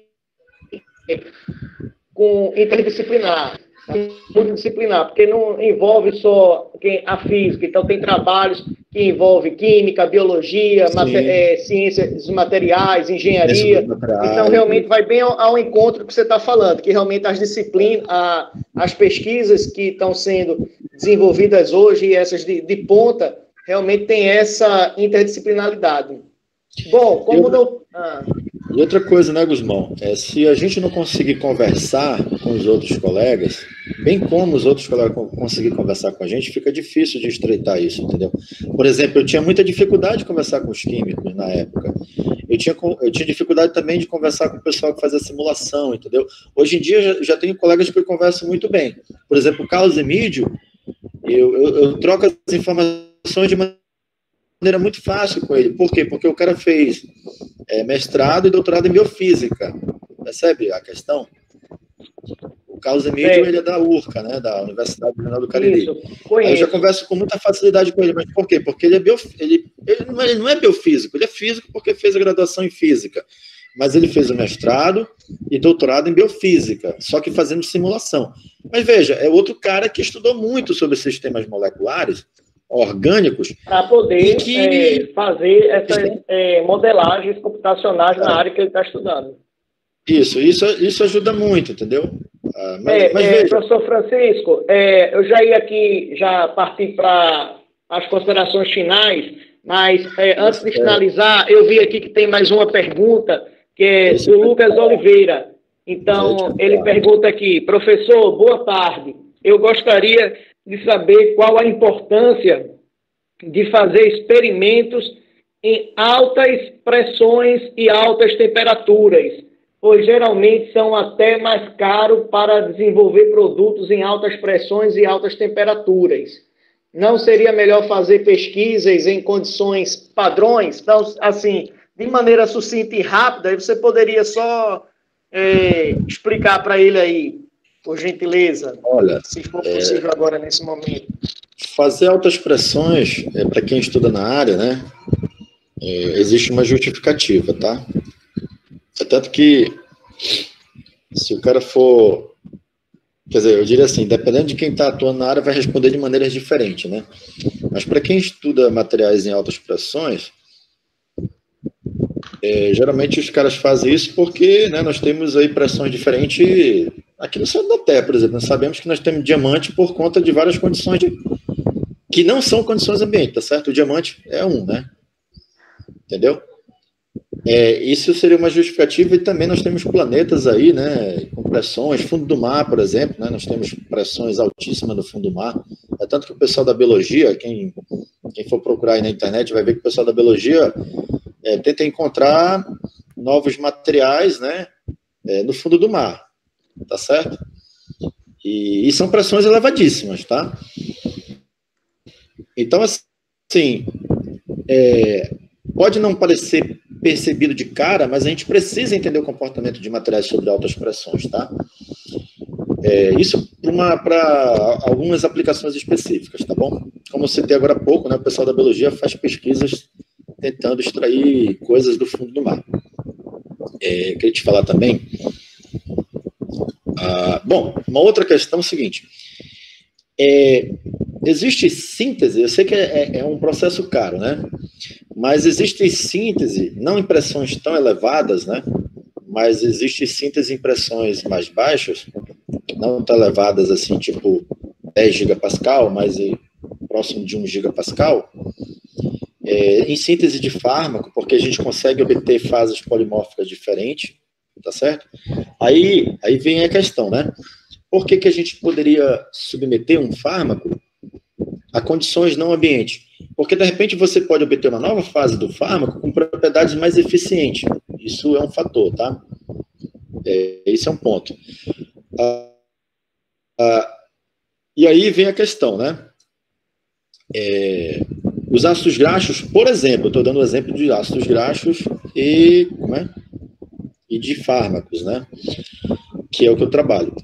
Você, de repente, pode encontrar uma nova fase e que seja uma fase mais estável, ou que, de repente, uma nova fase até para servir de modelo para você estudar um outro determinado tipo de material, tá certo? Não nesse caso, mas eu vou dar um exemplo, não usando exatamente a questão de altas pressões, mas, por exemplo, como eu fui estudar polimorfismo em ácidos graxos, que são sistemas muito diversificados, né? Eles possuem um polimorfismo bem peculiar, eu consegui migrar para a área de fármaco mais facilmente, que seria muito mais difícil se eu partisse do zero, tá certo? Então, tipo assim, os ácidos graxos também servem de modelos para você entender outros tipos de sistema, tá? Então, isso aí seria uma outra justificativa. Então, tem várias, tá certo? Tem várias. E outra coisa, é importante você estudar a estabilidade de fármaco, porque, por exemplo, tem fármaco que muitos deles são hidratados, né? Então, você tem que variar a temperatura dele em altas temperaturas, tá? Para você ver o comportamento da saída dessa água, saber se ele vai ser prejudicial se a água sair do fármaco, entendeu? Até porque também, não é nem só por causa da água, tá? Mas vamos supor que você submeta um fármaco a uma temperatura, sei lá, de 50 graus, 60 graus Celsius, né? Que isso às vezes é conseguido facilmente dentro do carro, entendeu? 80 graus Celsius, 100 graus Celsius. Aliás, dentro de um carro, se o carro for preto, né? Com os vidros escuros, a situação piora mais ainda, né? Você consegue temperatura muito mais elevada. E aí, de repente, você deixou o fármaco lá dentro, esqueceu, etc., por algum motivo. E, bom, sei lá, vamos supor que ele sofra uma transição de fase aí, e essa transição de fase seja reversível, e esse fármaco não sirva mais para nada. Ou pior, né? Ele pode, de repente, se tornar um veneno, tá? Então, isso é uma questão importante, tá? Você estudar a estabilidade dos materiais para você saber o comportamento de todas as fases do material a qual ele pode admitir em certas condições não ambientes. Tá certo? Em condições não ambientes. Tá claro? Então é isso, tá? Não sei se eu consegui responder bem a pergunta do Lucas, né? Ele até botou um comentário aqui, mas existem várias justificativas, tá, Lucas? Se você quiser fazer algum comentário, sinta-se à vontade, tá bom? E quiser fazer mais perguntas também, tá bom? O Gislailson está perguntando qual é o problema que mais lhe desafia hoje em dia nesse estudo de ácidos graxos. Bom, mas eu não estou entendendo bem qual é o desafio que ele quer dizer, né? Porque, assim, eu não sei se é bem a pergunta, se eu vou conseguir responder a pergunta dele, mas eu tenho interesse hoje em dia, eu tenho até buscado alguns artigos da área de biologia, bioquímica, tá? Eu estou partindo para isso agora. Olha a biologia aí, partindo aí para... Agora sim eu vou ter que estudar biologia, né? Olha aí, tá vendo? Porque surgiu um novo, viu, Guzmão? Isso serve para os meninos, surgiu um novo desdobramento das nossas pesquisas, que é fazer testes biológicos, bioquímicos, entende? Toxicidade, testes microbianos, fungicida, essas coisas, entendeu? Então, a gente tem buscado agora colaborar com esse pessoal. Biológica. Atividade biológica. Então, a gente já está conversando com esse pessoal, né? E agora, tipo assim, para poder estreitar mais as pesquisas que a gente vem desenvolvendo e também buscar uma aplicação mais visível, como é que diria, e valorizar mais ainda os óleos que a gente tem na Amazônia, a gente está visando isso também, tá? A gente já tem colegas que fazem isso, agora a gente está tentando estreitar mesmo as pesquisas, inclusive eu já coloco isso nos meus projetos, que a gente visa buscar uma aplicação mais ampla, agora envolvendo, né, propriedades biológicas, tá certo? Então, Para mim está sendo um desafio, tá certo? Agora, para quem trabalha com a biologia lá, é tranquilo, né? O cara já é acostumado a fazer isso. Então, o desafio para mim agora é isso, né? É tentar buscar aplicação prática dentro dessa vertente aí para o lado da biologia, tá certo? É mais ou menos isso. Hoje está ótimo. Hoje a gente até se estendeu, mas foi muito bom. Foi uma tarde de aprendizagens. Fiquei aqui muito feliz, principalmente com a sua participação. E repasso para você novamente a fala, se você quiser fazer mais alguma consideração final. Não, eu queria só deixar um agradecimento, né, Gusmão, pelo convite, porque é sempre bom a gente mostrar para os estudantes. Eu digo assim, nós somos pesquisadores, né? Então, eu acredito que é importante o contato dos pesquisadores com os estudantes para a gente mostrar para eles que a física ela não está presa só a você estudar mecânica quântica lá na sala de aula. A física não está presa só a você estudar um problema termodinâmico, tá certo?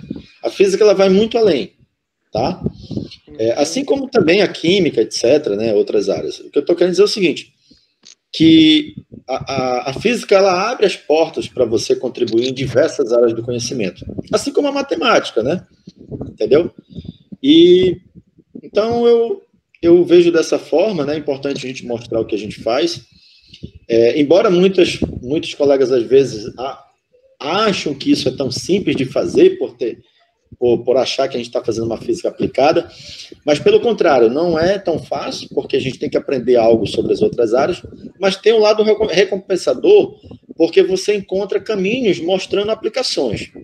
Como eu acabei de falar antes, né, para o Gislail, sobre a pergunta dele, que o meu próximo desafio agora é tentar conversar melhor com o pessoal da biologia, com o pessoal da bioquímica, né, com o pessoal da farmácia também, tá certo? Porque eu estou tentando agregar os ácidos graxos a fármacos também, tá? Produzir pomadas, por exemplo.